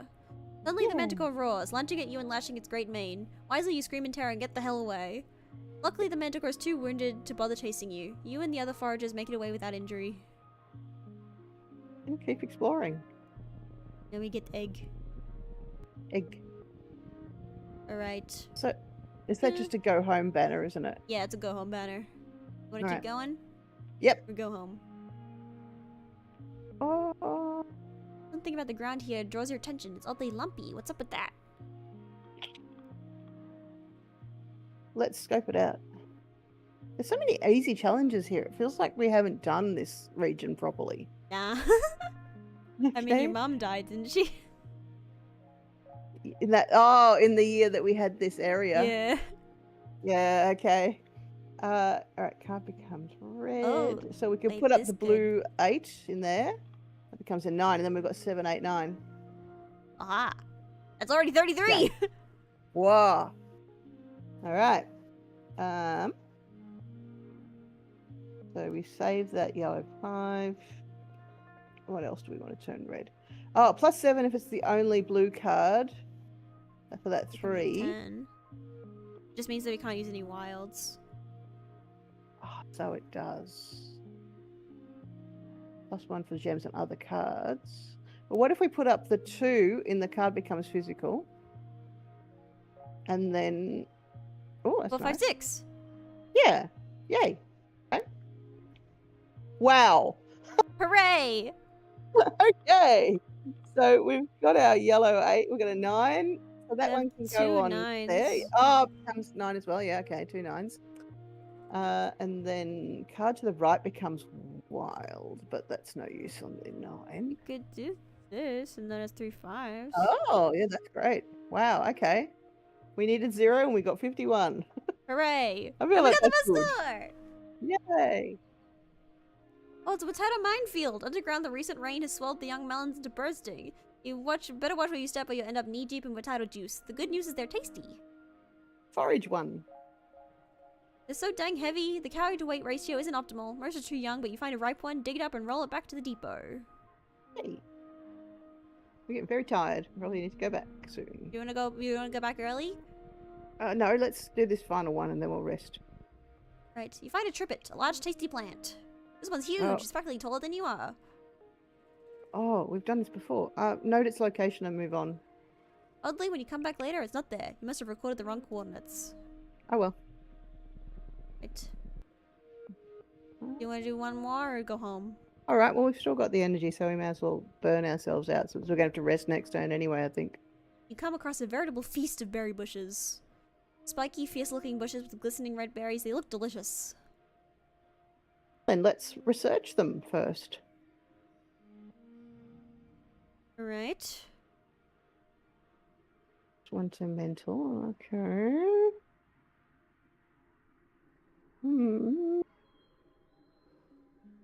Physical +5 is the socks, so there's a socks. There's +7 if this is the only mental card. So that 4 would become an 11, a 10. Oh no, No, 11, yeah. So we want to put up 2 cards that are not that. So 12, my god, okay. But there's nothing that'll give us a straight there, I think. So I guess just put up If we save these 5. 2, then that would be a 10, and then we'd have a 10, 11, 12. So, no, that'll only be a 10 on the 3rd stage. Yeah, Socks? but if we save these 2 until the 3rd stage... I see what you're saying, but then we have to make sure that there's no other mentals. All right, so I'll get rid of Yeah. some mentals now then. If we make sure we're trying to get rid of mentals, then we're more likely to have enough other cards to get that 10, 11, 12 on the last. Honestly, this is probably best if we're not using either of these. Yep, okay. All right. So, do we want to try? Yeah. Oh, I think we still want to try to get rid of the mentals again because we've got that 8 now. Just going hard as fuck. Yeah, and then the 2. And then I guess the red 4. Do we want to do this instead? Yeah, okay, there should be enough cards in the next round that we've only got 1 mental. Okay. All right, so 10, 11, 12. 12. Which one was the 7? If this is There the we only go. mental card, there we go. 10, 11, 12, and then we've got a 9. Got a 9. No, that doesn't count! Damn it! Oh. That's okay. We can do this though. All right, cool. That wasn't even the best! Wow. But I'm still excited that we did that. It was still straight. fun though. That was a good straight. Eve research confirms these red berries are highly toxic. You shouldn't even be here. Harvest them. What the hell? Keep asking for red berries and log it back to Utopia base camp. Hey, what are you trying here? She says to Miguel. These are poisonous. You could have killed someone. Pay attention, Sol. Yo, what the Yeah, fuck? but I thought like useful for science or something. You lost some shit. kudos. I don't know. Oh, did I? Yeah. Right, you gotta rest. That's fine. All right. Where are we gonna rest this time? At the park. Let's rest in the park. Has anything to say? 2. Anyone? Can I give Cal a boba fruit as well? Sure. Sure. Good. Only got one. I don't care. Darwin, how'd you know? He loves it. Is he? Yeah. He's 72. Okay. Only pulling 2/3 through the stream. It's okay. We're gonna speed up. We've been exploring too much. We've been exploring so much. Right, to relax in the Wow. park. Yep. All right. We'll actually do things in the. We'll stay away Yes. from exploring for a little bit. It hasn't been long enough for the flowering trees to mature, but they've been planted. Hopeful little saplings that barely distinguishable from reeds. Stretching their thin fingers to the sky. In the years to come, even long after you're gone, these trees will shelter future generations. It's dizzying to think about the future on that scale. They're so small now, just like the colony, but in the future they will be so much more. If the gardeners let us live. Don't forget either of these. They're both good cards. I think we should keep them. Keep your Yeah. right. Where you want to go? We're nearly maxed out on biology. All right. Let's do something that we can increase our biology. Can we do that in the farms or in the I think learning in the area? farms as well. Let me check what the learning and the engineering wing. Okay. Oh, you're probably the robotics lab also.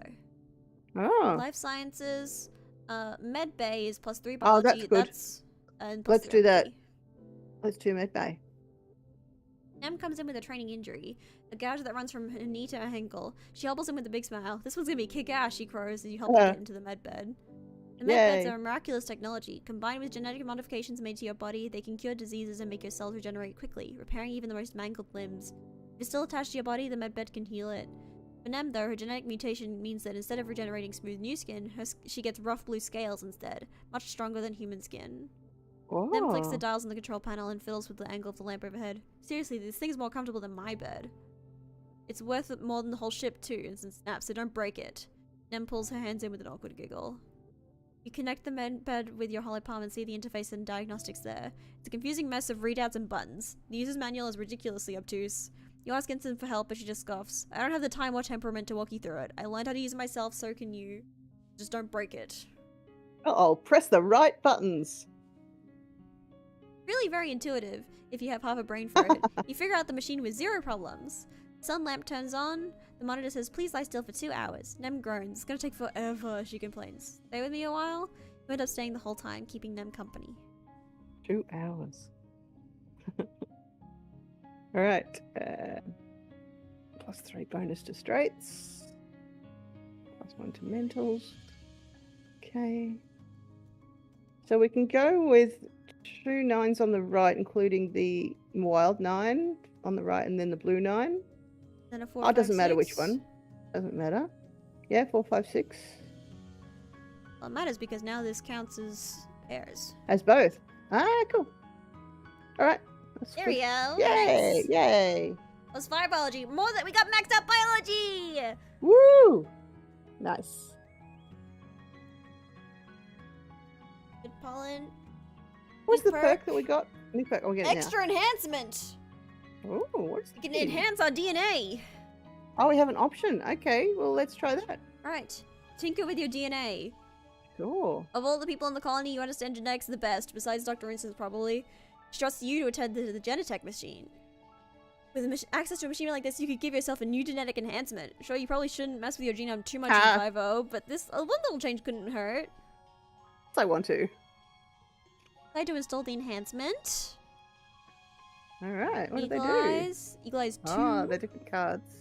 Extra alright. fingers, so +1 skill on social challenge, +1 skill on physical challenge win, +1 skill on mental challenge win, or +2 for every other strength card. Okay. For every other physical card. What do you Alright. want? Be the passives too. Yeah, they're also passives.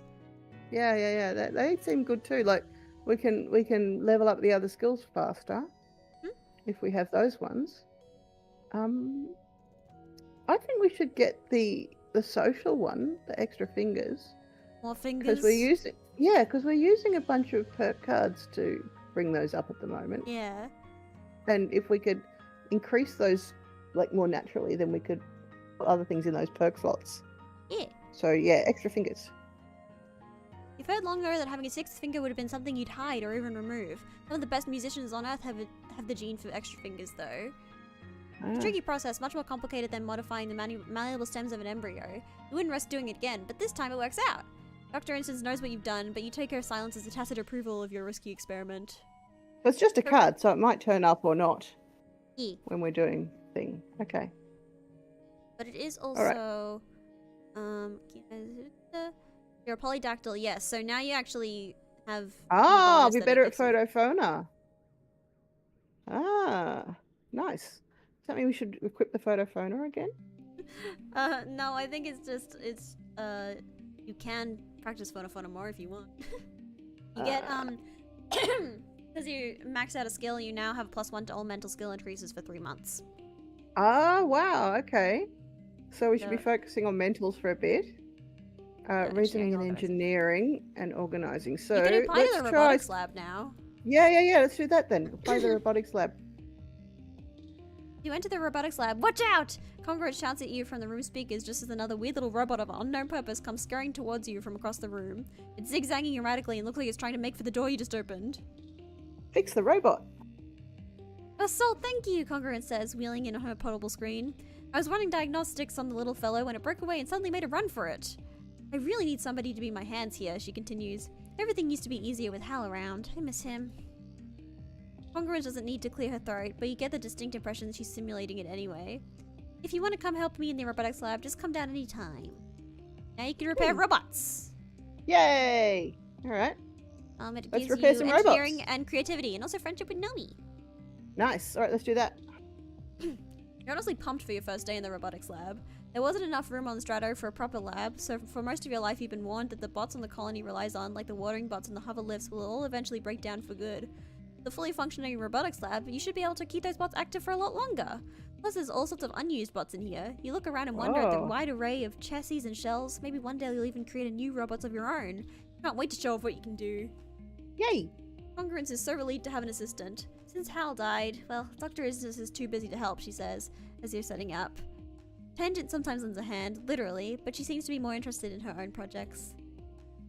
Chief Engineer seems to think they're a lost cause, that we should just recycle them, Congruence opines. Hal would never have thought they were trash. So what are you excited to work on, Sol? I just like to fix things. +2 creativity, +2 engineering. Oh, that's good, Congruence tells you. Without Hal here, the broken bots are really piling up. Congruence goes quiet, then adds, go ahead and look around. If you have any questions, let me know. Spend the day getting to know your way around the robotics lab, beating all the bots that you're going to be working with. These broken, forgotten bots just need a little TLC. Yay. Late. Alright. 9. There's a Plus 9, 2 8, and a for 7. Okay, cool. Let's try that. 987. Is there... This would I make guess... this an 8, so it probably wouldn't be that good. Might just be... Yep, okay. That's good, I think. Better?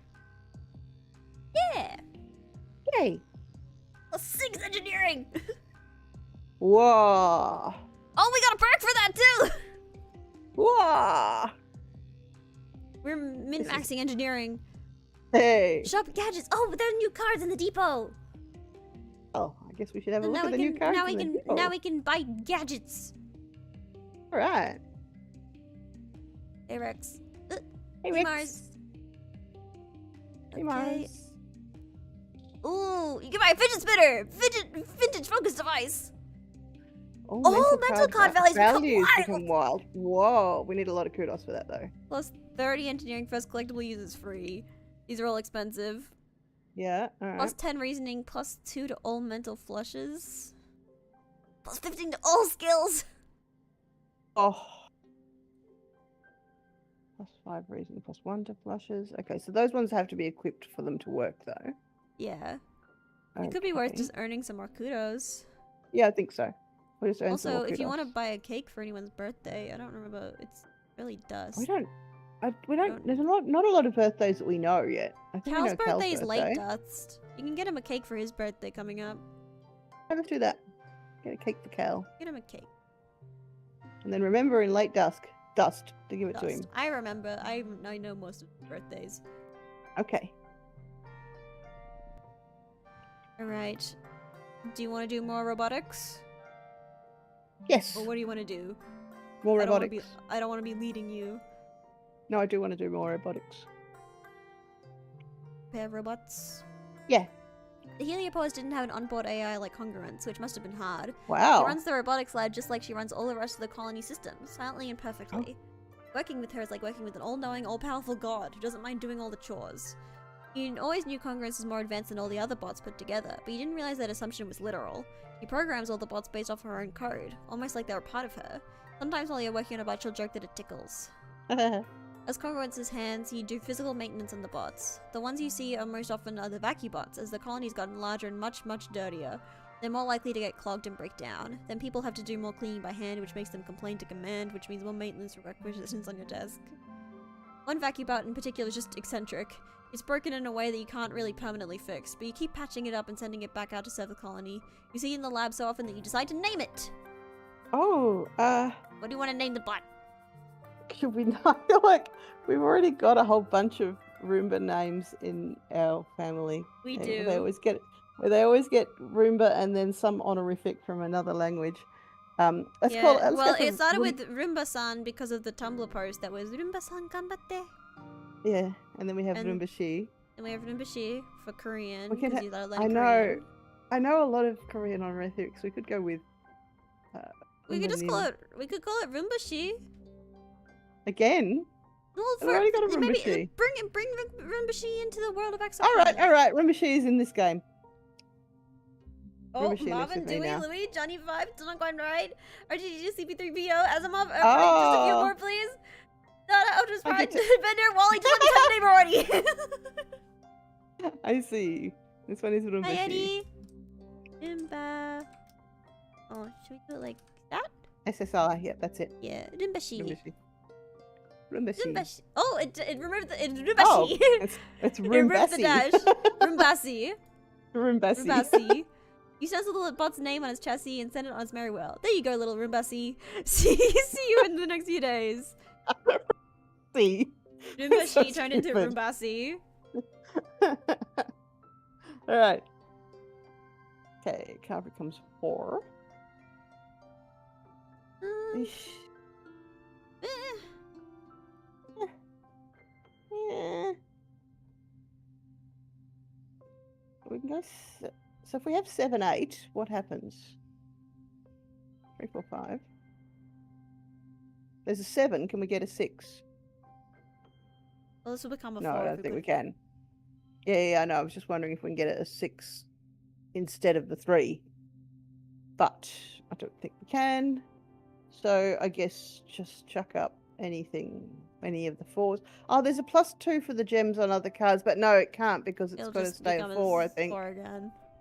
Yeah, it doesn't matter then, I think. Okay, that's fine. Rumbasi high, a surprisingly plausible pitch to a network execs right now. I think so. I think we can make it work. Well, shit. Oh, whatever. +5 engineering still. +3 Okay. creativity. You get so many points here because of the enlightened bonus right now. It's 71 engineering. Ugh.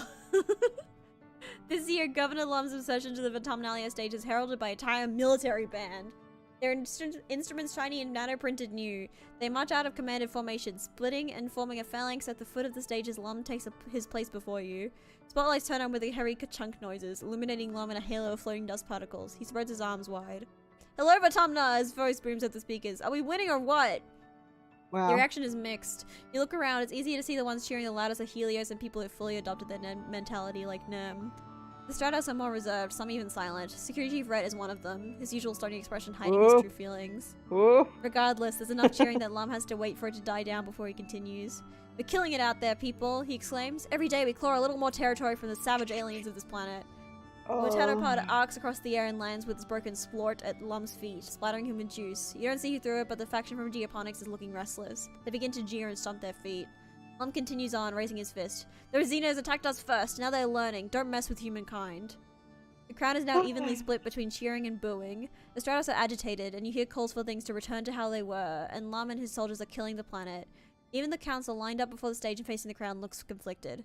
We left Earth to get away from this shit, your dad shouts, and you turn to him in surprise. He rarely swears. Now look at us. We're right back to where we started, fighting each other and the planet. We brought it with us. Utopia hops on stage and routes her own here speak through the speakers. He's lying, she yells bitterly. This year we lost 2 surveyors in the swamps, Sorrel and Quinny. They'd be alive today if Lum hadn't sent them to clear out a manticore den for no good reason. She jams her finger against the governor's chest. The only threat to our colony here is you. Lum's smile doesn't change, but his eyes go cold. He snatches Utopia's hand and calmly, slowly crushes her hollow palm crystal with his thumb. You can hear the crunch of the bones of her hand as her feed cuts out. Utopia yelps as her knees buckle with pain, her bravado gone. She holds her broken hand to her chest and is too shocked to resist when Lum shoves her off stage. The crowd is stunned into silence as well. Lum clears his throat and approaches the end of the stage, looming tall over the council. Thank you for your input, he says icily. Your concerns have been noted. This isn't the buffoon Lum presents on his daily holo vlogs. He's a daily vlogger. Wow, boy. Oh, the nuisance he is when he visits a worksite. You see something in his eyes you've only caught glimmers of before. Hatred. You Stratos are lucky we didn't crush you under our boots and take your colony by force, he sneers. Before we got here, this colony was doomed. You're only alive because I was merciful.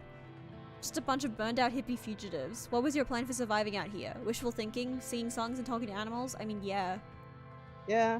Sounds pretty good to me. A laughter ripples through the Helios. You, he gestures to the council, then jerks his thumb at his chest, need us, not the other way round. I'm done pretending I need to listen to your opinions. If you want to live, you'll do what I say. Wow. He stares at Dr. Instance, who glares up at him with hate in her eyes as she tends to Utopia's hand. Maybe it's time to clean house, he threatens. We need team players here, one who share one vision for the future of Autumna. After a few tense moments, Seek clears their throat. Sir, shall I continue with the traditional formalities now? Lum scowls down at Seek, who then throws his hands in the air. Whatever, do it. If it makes you feel better, you're all cowards. God, he turns and stalks. Yep. He turns and stalks off the stage, his marching band scrambling to follow him with his exit song. As promised, there are no contests this year, but there's plenty of fruit and alcohol. As the sun begins to set, the Helios, including Vase and Nem, head straight for it and looking ready to party into the night. The other team seem a little less at ease. Dis, quite predictably, has already left. Go find Dis. You don't find Dis on the walls, on the robotics lab, or in any of his usual hiding places. Not even congruents can get a read on his location. You might have an idea where he could be, though. Yep. You creep up on Sim and Dis meeting in a secret outside the colony walls. Trust me, Dis, I'm not concerned, Sim says, his hand resting on Dis's shoulder entreatingly. The planet is no danger of being subjugated by humans. You don't get it, Dis exclaims. They're really serious. They're going to use bombs. You've seen bombs, right? Explosions? What if they cut down every tree, or poison the rivers, or... Sim smiles patronizingly. I forget sometimes that you're so human, he says in Dis scowls. You were stuck in time, unable to see beyond the next 100 years. Even if your species managed to wipe all life from this continent, we will simply bring it back again. It may take 20,000 years, but this planet will outlive you. Dis knocks Sim's hands away and wipes his eyes. Why are you always so calm, he spits out. Other gardeners aren't like this. Other gardeners know that humans are dangerous. Why does it scroll up sometimes? Oh. Dis, Sim sighs, closing the distance between them and folding Dis into a gentle hug, like one would approach a biting animal. I'm not like other gardeners, not anymore. Just like you're not like your humans. Dis snuffles and buries his head in Sim's tad clothing. I just wish you'd let me help, he murmurs, almost too quiet for you to hear. Make some noise. You let yourself snap a branch as you move through the dry underbrush and just leaps away from Sim with a guilty expression. They both relax when they see it's you. Dis scrubs his red face. Hey Soul, he stammers. I guess I should go back now, huh? You and Dis sneak back to the colony as the sun sets, dodging Vase and his reveling friends. They somehow wrangled themselves a live trippet and are in the process of skewering it to roast over a big bonfire. You can hear its dying squeals from here, and shortly after that smell the sweet charred scent of it roasting over the flame.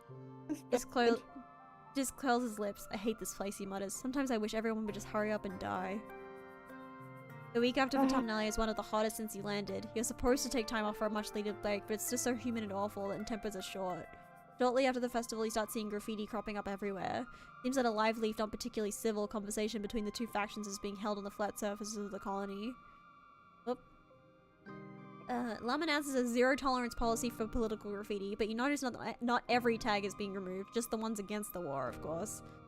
The atmosphere of the colony is oppressive, as thick as the choking dust heat itself. Everywhere you try to relax, people just want to talk about the war. To make matters worse, the sweltering nights are making your nightmares intense again.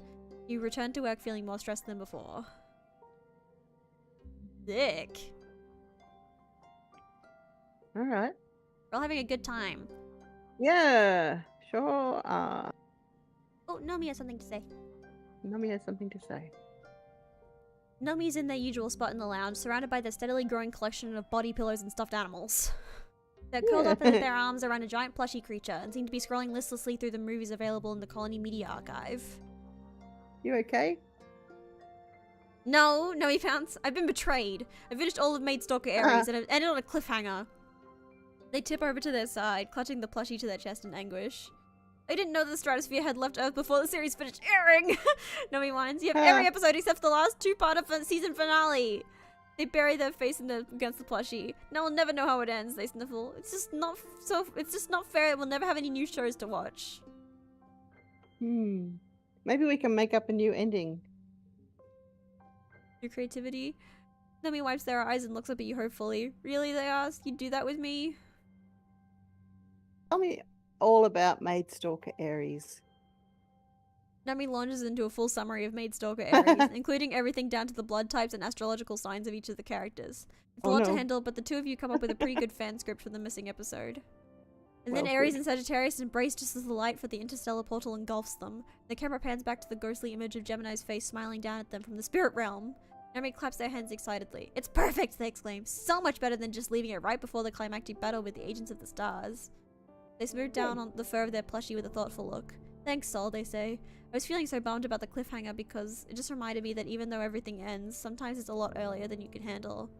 When I got here, I remember looking at your huge media library and thinking, wow, galactic, I'm never gonna run out of things to watch. Felt like the whole world was still ahead of me, ready to be discovered. Nomi digs their fingers into their plushie. Now it feels like everything's just on fire all the time. And everyone is always on my case about how I need to grow up. What's so bad about being innocent? Why does everything have to be so grim all the time? There will be more good experiences. Nomi nods, their chin wobbling as they try to keep it together. Yeah, they say, tipping their head to the ceiling and trying to put on a brave smile. It's a good way of looking at it, Sol. This seems to be hitting a bit hard right now in the current state of things. Yay! Yeah. Aha, I love living and being alive right now. It's good. So good. It's so good, I love it. Anyway, what do you want to do, Mama? I want to give Rex a hug. Give Rex a hug! No, give Rex a hug. I'm thinking. Hug. Yeah. There we go. Alright, what's good for toughness? Toughness is mostly the fucking garrison where all the fascists are. But I think there's some in the geoponic. Alright, let's go for geoponics then. Tend to the animals is animals and empathy. Work on the farm is biology and toughness. But we've already maxed out biology. We have maxed out biology. But we could just work on the farm anyways. Yeah, alright, let's do that. You and Cal are working inside the geoponics domes today, preparing some tiny sprouts to move from temperature-controlled greenhouse to the open field. This is the best chance these plants will have to get a start. This is the best chance these plants will have to get a hearty start on life. Jesus Christ! Before they are transplanted outside to the alien acidic Vitamnan soil. You have a lot of sprouts to transfer, which involves a lot of wheeling heavy trays from one place to another. It's hot inside the domes too. You're covered in sweat and in dirt by midday. Please give us. Work hard. Oh, hang on. Hard. Hang on, what was the work soft gives you a +2? +2 to social challenges. Alright, let's do. But hang on, the card itself is only worth 1. What was the work hard one worth? +2, because they're both a bit shit. Physical. Yeah. And what was the work smart one? We already have this one, smart for my age. Alright, let's go work hard. Yeah, you're so tough. You never met a wheel you couldn't barrow, or is it a barrow you couldn't wheel? Either way, you're a pro at moving these sprouts from place to place. Calzin's so impressed. Hey, he says, stopping you from charging into the fields. Be careful with that thing. Stop showing off, Sol. You can't win at farming. Yes, you can, just like you can win at therapy. Yep. Okay, +1 to mentals, +5 to mental flushes. Well, that's going to be a challenge. You could With have the a cards that 7, we've 8, got. 9. Alright, let's do that. 7, 8, 9. Where's that? We could also Oh, do yeah. this.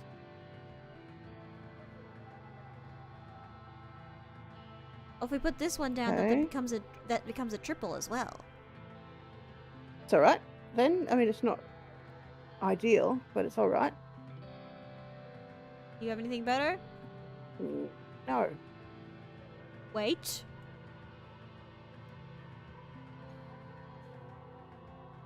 $46. Is 48. there anything we Still can do with better. our collectibles? No, I don't think so. Not really. Okay. What? What the fuck? We're not doing very well this time. Oh well. White dust. Oh, Cal's hello, Justin. It's birthday. Cal's birthday cake. Cal's Cal birthday. cake. Yay. Cake. My favorite food, and on my birthday too.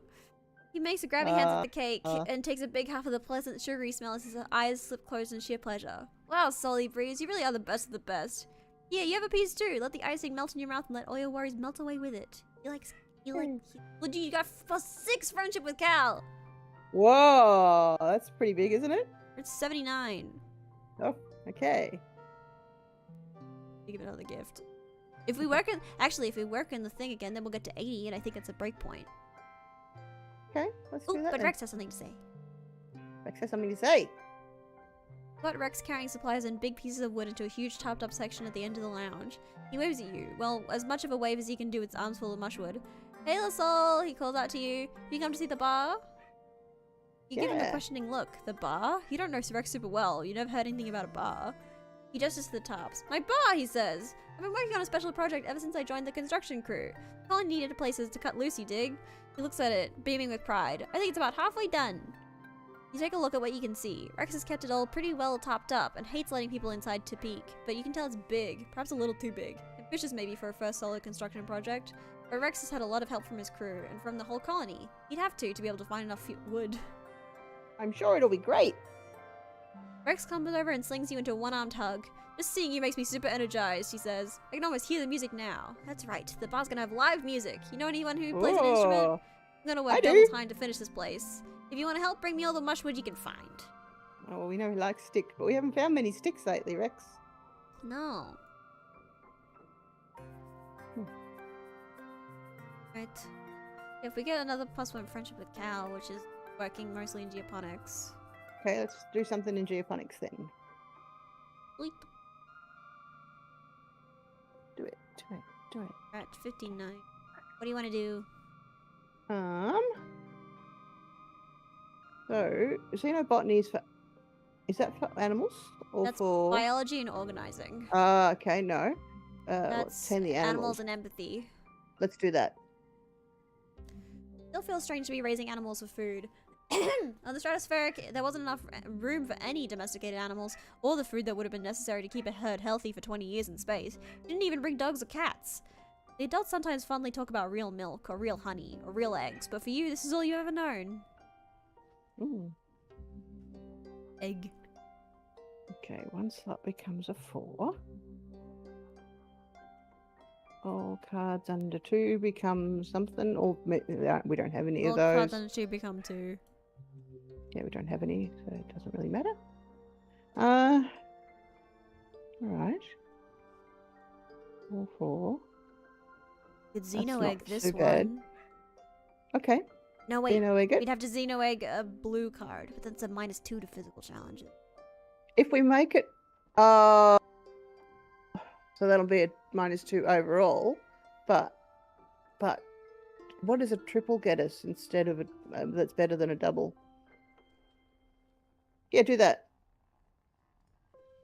There you Egg go. it. Super goal. Okay, that's good. Yeah. Yeah. 5 animals! 2 empathy. Whoa. And +1 friendship with Cal. Yay. So now we're at 80 friendship with Cal. There he is, he wants to Yay. talk. Wants to You're talk. shooting the breeze with Cal in the shadow of the geoponics dome when he leans over and waves someone over your shoulder. Perk, hey, over here! Perk jogs over to you. He was a heavy-set adult with tattoos sprawling up his arms that make him look like he's made of marble. He holds out a stack of tiffins wrapped in a sash. Hey, you two. Steph and I were testing out recipes, and we ended up making too much. Figured I'd run some lunch over to you. Cal takes the tiffins and opens the first ones. Lentil dal! He exclaims, inhaling deeply. No way! Perk looks around. Rice is in the second one, and a little something sweet in the third. Figured you could have a romantic picnic or something, Ooh. he says, punching Cal lightly in the shoulder. Cal sputters and his ears go pink. Perk! Just kidding, yeah? Perk laughs and shoots you a meaningful look. Perk leaves you to divide the spoils, and Cal goes right to dessert. Having 4 parents is the best, he mumbles, around a mouthful of sour sweet cake. Cal's mom, Auntie Tira, is in a relationship with 3 other colonists. Perk's the newest member of his family, but even then, they've all been together for a while. Cal's always been surrounded by a lot of love at home.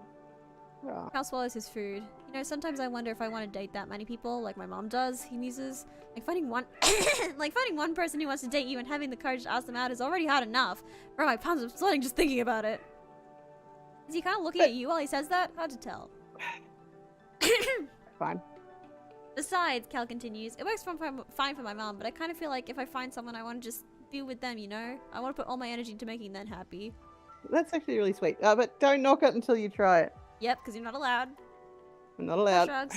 Bro, I'm around it literally every day. I'm pretty sure I'd know if it's for me. Dal is Yeah, sweet no. and fragrant and tastes all the better for being made with and delivered with love. You and Cal eat your fill before Cal excuses himself to go back to work. Not allowed. So having that 80 relationship only gave me the option to get into a romantic relationship, which I'm not allowed to do. Yep. So that's useless to me. Useless! Alright, we're getting towards the end of stream time and I can't go too far over today, so I guess we better Alright. not go out exploring too much Don't go anymore. exploring, No. Speed run. Well, let's speed Where run you so wanna much go? as let's go to the barracky thing that I know we don't want to go to necessarily, but not that one, the one where the soldiers train. Oh, there it is. Yeah, this one. And yeah, and do something to increase our toughness. Lookout duty is perception animals. Sports ball is bravery and toughness. Oh, let's do that. Sports ball. Sports ball. You're on your way to the Yeah. sports ball pitch when you literally run into Nem. She's dressed for combat training, her long curly head tied back into a no-nonsense braid. Oh, she says, holding you at arm's length and checking you over to make sure you're okay. I didn't see you there. Sorry. Jesus Christ. Hello? Yeah. Hello. Where are you going? Nem looks at you incredulously and laughs a little. Combat training, she answers like it's obvious. Still playing sports ball? No offense, but aren't you a little old to be chasing around a ball when there's so much more going on? Marches off Whatever. down the hallway towards the garrison, leaving you to contemplate your choices in life.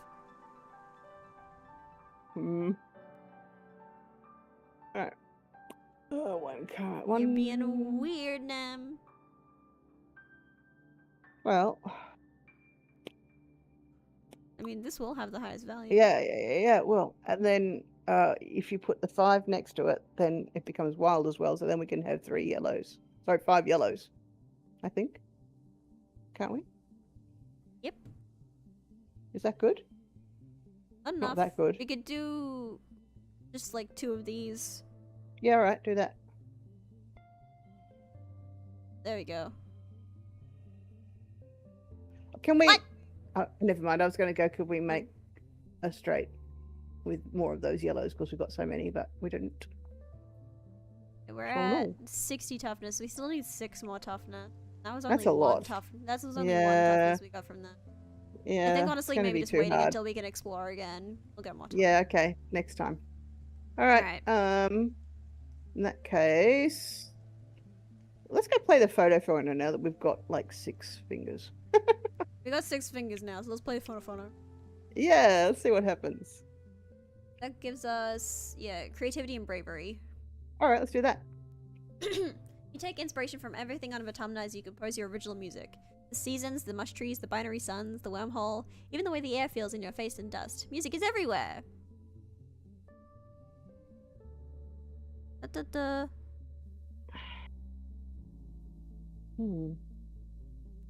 Yeah, next All next, cards next become year is the last year. mental, so we don't want that. that. Mhm. No Yeah. 7. Yeah. Gems on other cards. So if we put up the...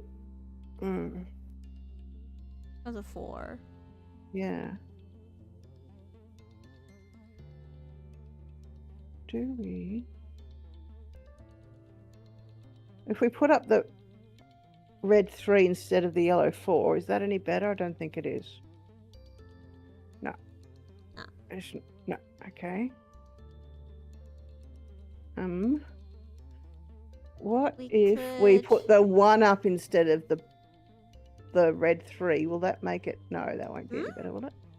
Oh, it is. Okay. Yeah. Because you get 10 points for having all blue cards.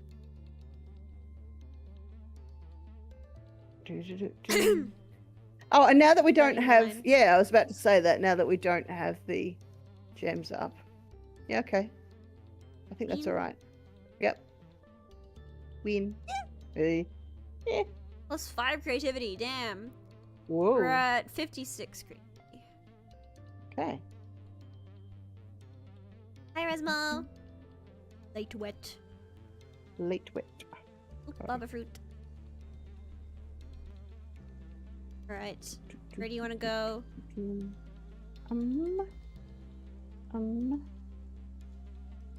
What's going on with Rex's bar? I'm curious to know more about that. Is that like a place we can work at, or do we need to get more? He's just still building it. It's mostly his relationship. Okay. Well, then we can... We don't have any sticks. We can give him another hug. How is our relationship with Rex going? We're at 28. Oh, that's not very good. These hugs aren't doing much. What are the hugs supposed to do? They do give friendship with it. Okay, but it's just not... We're not making a lot of progress. Oh! 30, though. Oh, okay. You follow the sounds of laughter and find Nomi and Rex playing catch. Or maybe the word for the game they're playing is more like fetch. Nomi throws the ball as far as they can, and Rex tears after it, climbing and leaping over anything in his way like it's not even there. I love this. Rex hands the ball back to Nomi, and Nomi winds up to throw it again, but at the last second they palm the ball and hide it under their arm. Rex barrels off away from Nomi with his ground-eating stride, and pretty far away before he stops and looks around confused. Looks back at Nomi, who bagels the ball at him and bursts out laughing. Nomi! He shouts, running back to them. He picks them up and holds them over his shoulder. Nomi shrieks with delight as Rex spins them around. Two Helio kids in the crisp uniforms pass by, glaring archly at Nomi and Rex. Rex sets Nomi down and spots you over Nomi's shoulder. Well, hey, Soul! Hey, it's Soul! He says, and Nomi turns around and gives you a stunningly bright smile. Rex slings his arm over Nomi, and Nomi lays their head on his shoulder. They're both breathless and beaming with happiness. Did I miss something? Are you two dating? Rex and Nomi look at each other and make twin sounds of disgust. What? No, not at all, Rex exclaims. Nomi's practically my sibling. He tightens his grip around Nomi's shoulders. I mean, I love them, I really do, but it's not like that. Nomi sticks their tongue out. I don't like anyone like that, they add, but I love Rex too. He's my best friend. Aw, buddy, Rex coos and wraps his whole body around Nomi's smaller one. He kisses them noisily on the cheek, snuffling into their hair, while Nomi shrieks with laughter again.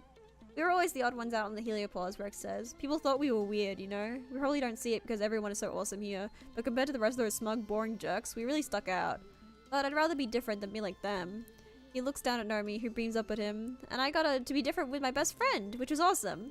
We just hung out together and had our own fun while everyone else trained to be proper little soldiers. Right, Nomi? Nomi frowns, like Vase and all of his cronies, they say quietly. It wasn't all fun and games. Rex susses Nomi and strokes his hand through their hair. I know, he says, but that's in the past. We don't have to grow up to be soldiers. We're here now, and there's so many more people to be friends with. He shoots you a smile, like Soul. Yeah, I'm your friend. Okay, plus 2 friendship with Nomi, plus 2 friendship with Rex. Rex smiles and holds his other arm out to you. Group hug! Rex gives really good hugs, and Nomi's no slouch either. Okay. Alright, where you wanna go?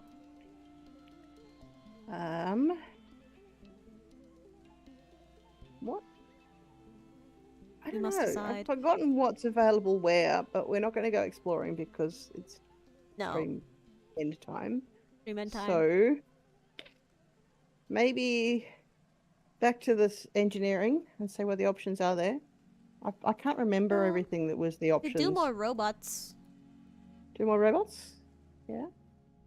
Robots is creativity and engineering, and you're pretty close to creativity too. Yeah, okay, let's do that.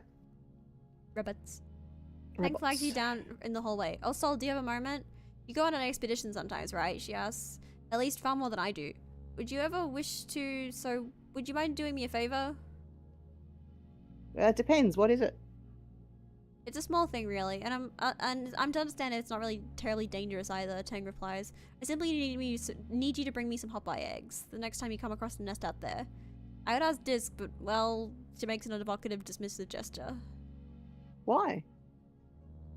For science, obviously, Tang replies. It's a need-to-know basis, and you don't need to know. Just bring me some eggs or you can tell Chief Engineer why you're holding me back.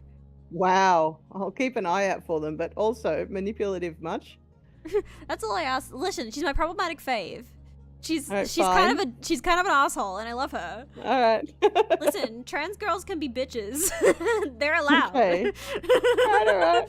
I forgot she was trans. I wasn't even thinking about that. I was just thinking she was a bitch, independent of everything else. Listen. I just really need more toxic trans girls in my media, and and she really brought that to me, and I really love her for it.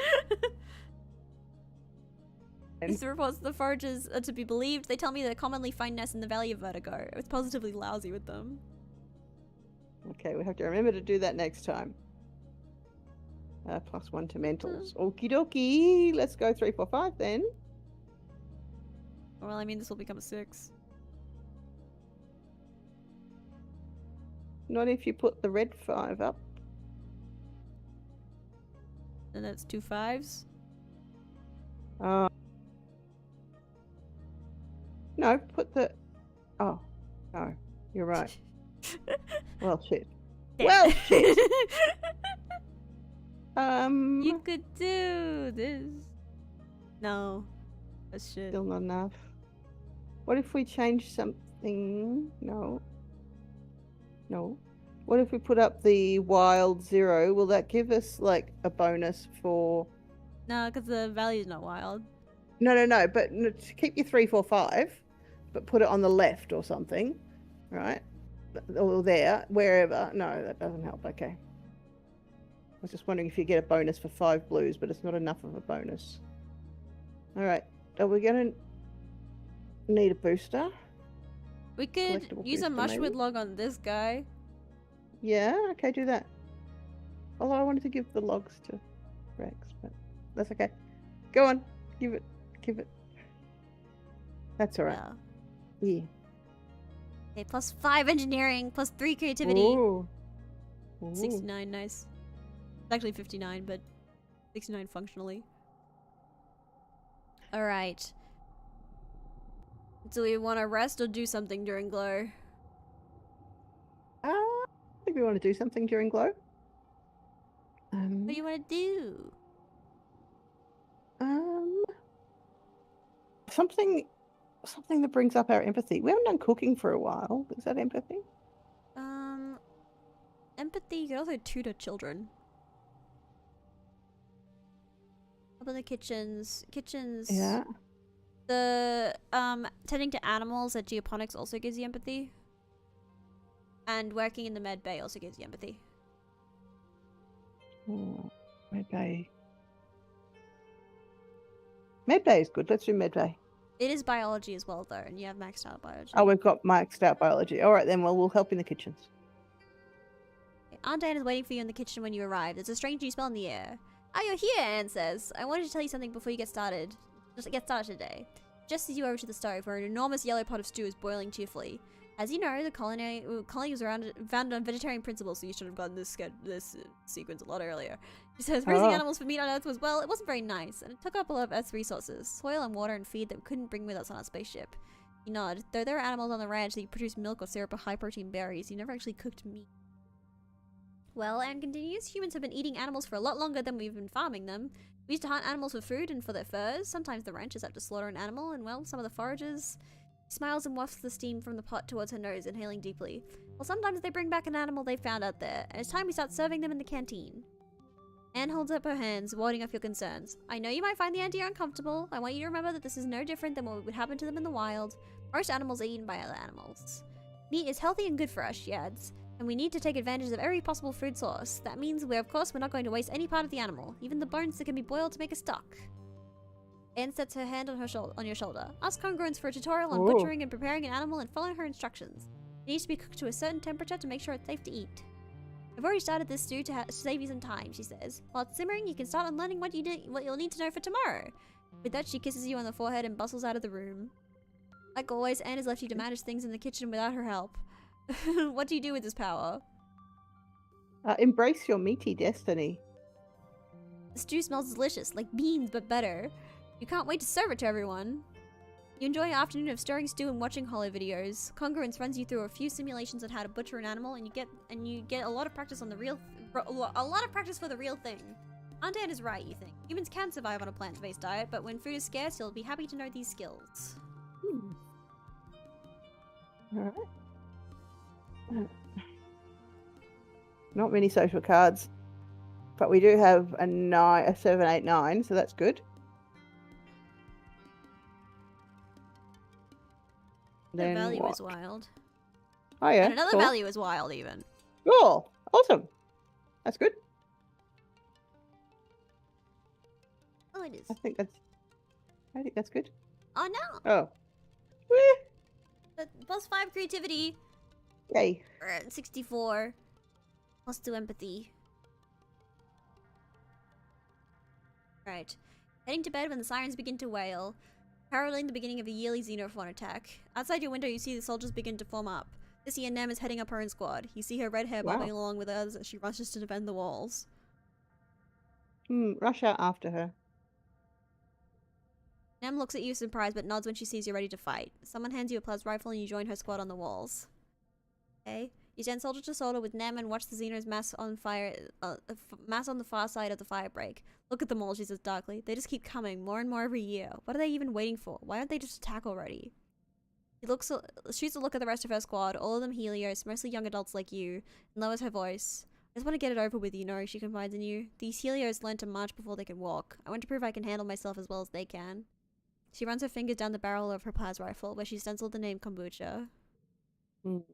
A lowing from the forest draws their attention back to the enemy line. The wall of animals is approaching in an eerie unison, their footsteps drumming a rumbling tattoo on the ground. Nem clutches her rifle tightly. Here goes. The animals approach the wall at a steady pace, but stop short of the walls.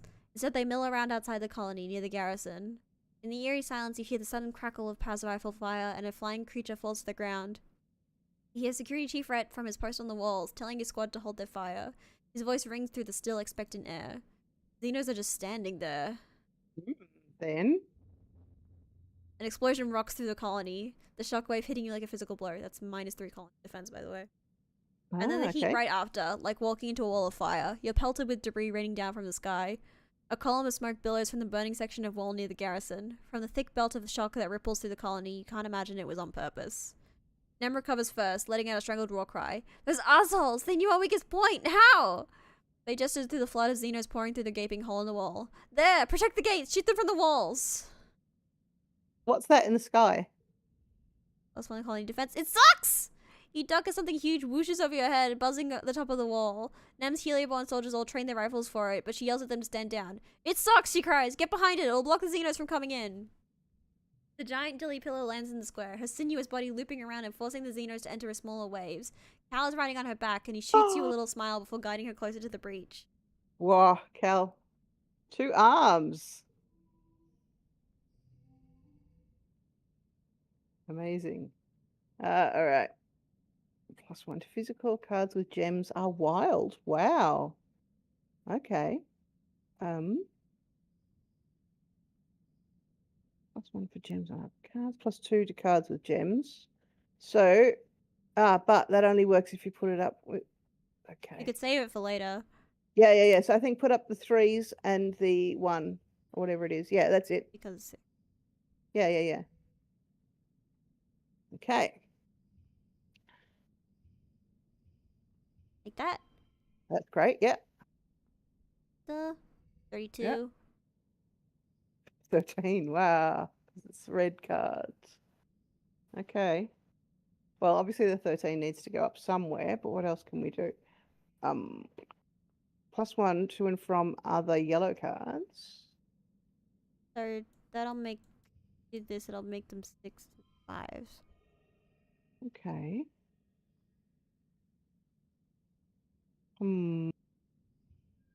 Or would it be better to put up the gems and the +1 for gems?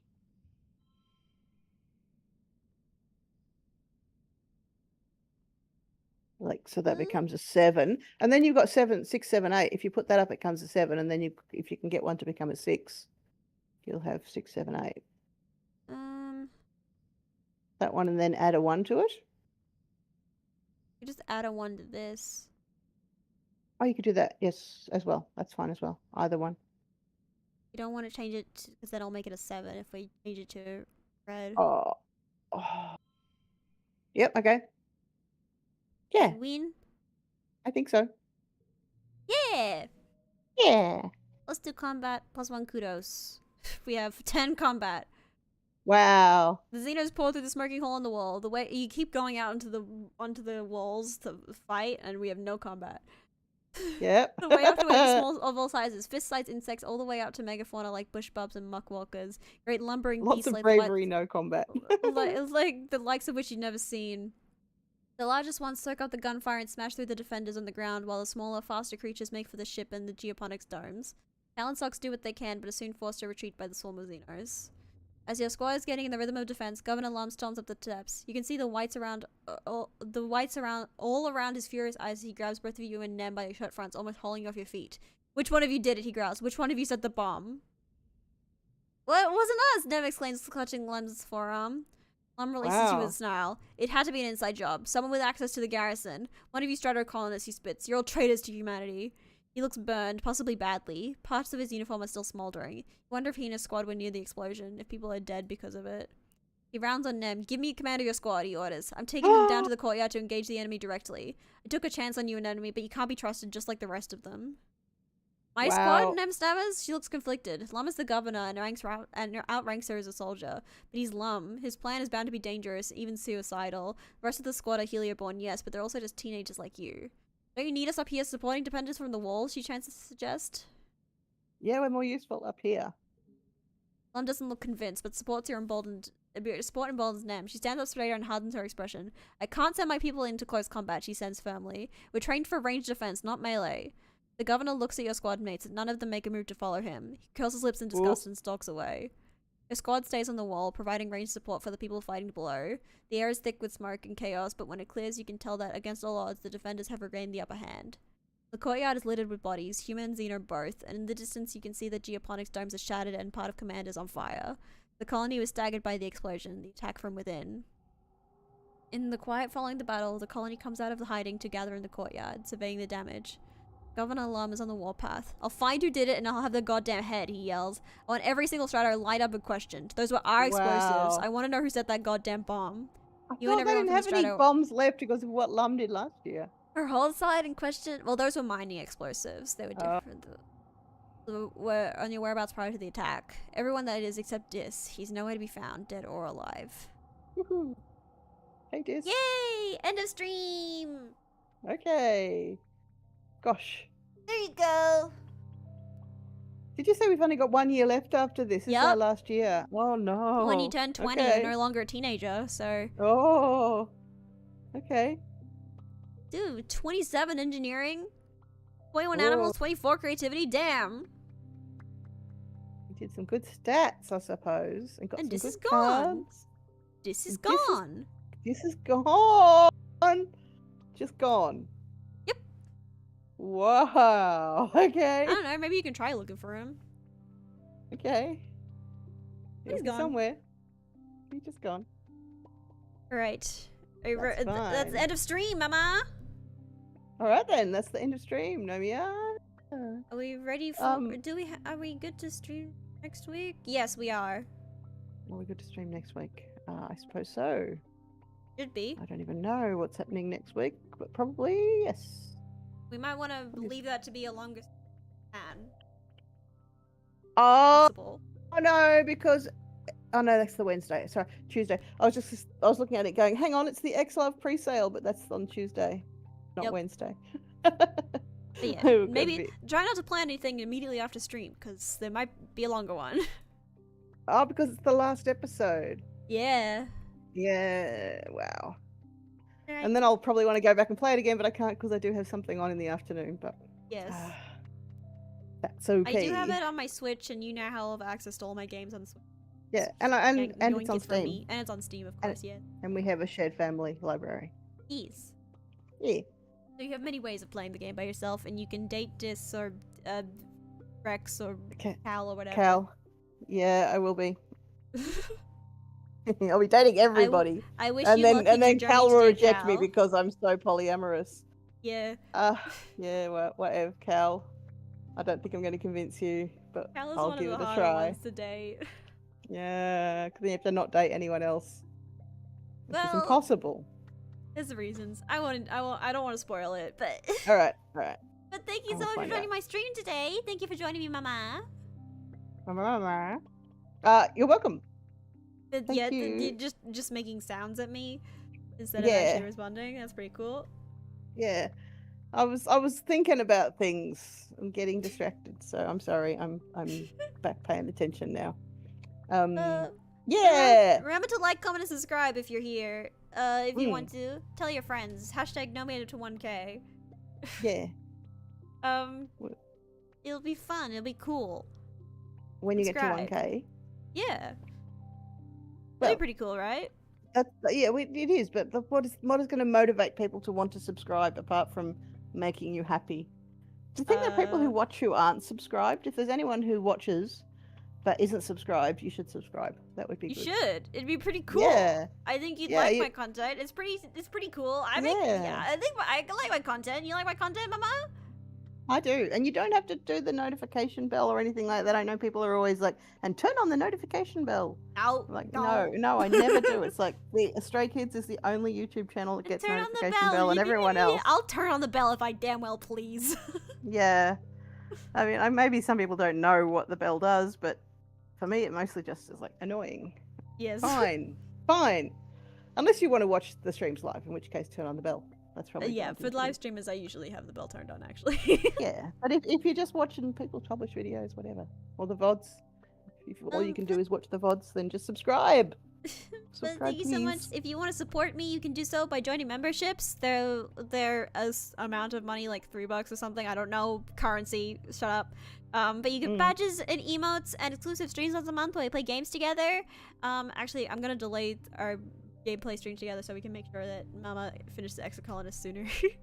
Yeah. I do it the first Wednesday of the month, but I'm gonna do it second Wednesday so that Mama can have. Mama can finish EXOCOLONIST, yay.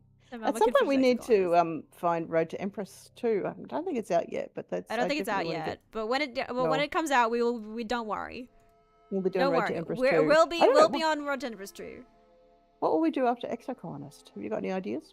I don't know, dude. I have no idea. Know. You have to think about it. Right? But thank you so much. How can there be a world after EXOCOLONIST? I don't think I'm streaming tomorrow. I might not. I don't know. But I'll be streaming on Friday. We're gonna be training Tosa and Jordan and Ubusume. Hooray! Finally! Yay. Finally, my girl! So get Yeah, excited for that. I will see you soon. I pulled Say and Sky on one of those 50 carat paid pulls. Oh yay! Like, oh, whoa! I love Say and Sky. She's a really good parent too. She's a really good parent for front runners. Yeah. So I've been training her the last few days. Right. I will see you soon. Atsunawa. Bye. Bye. And thank you to my $3 Post members, Dallas and Desire Leaf. See you. Bye.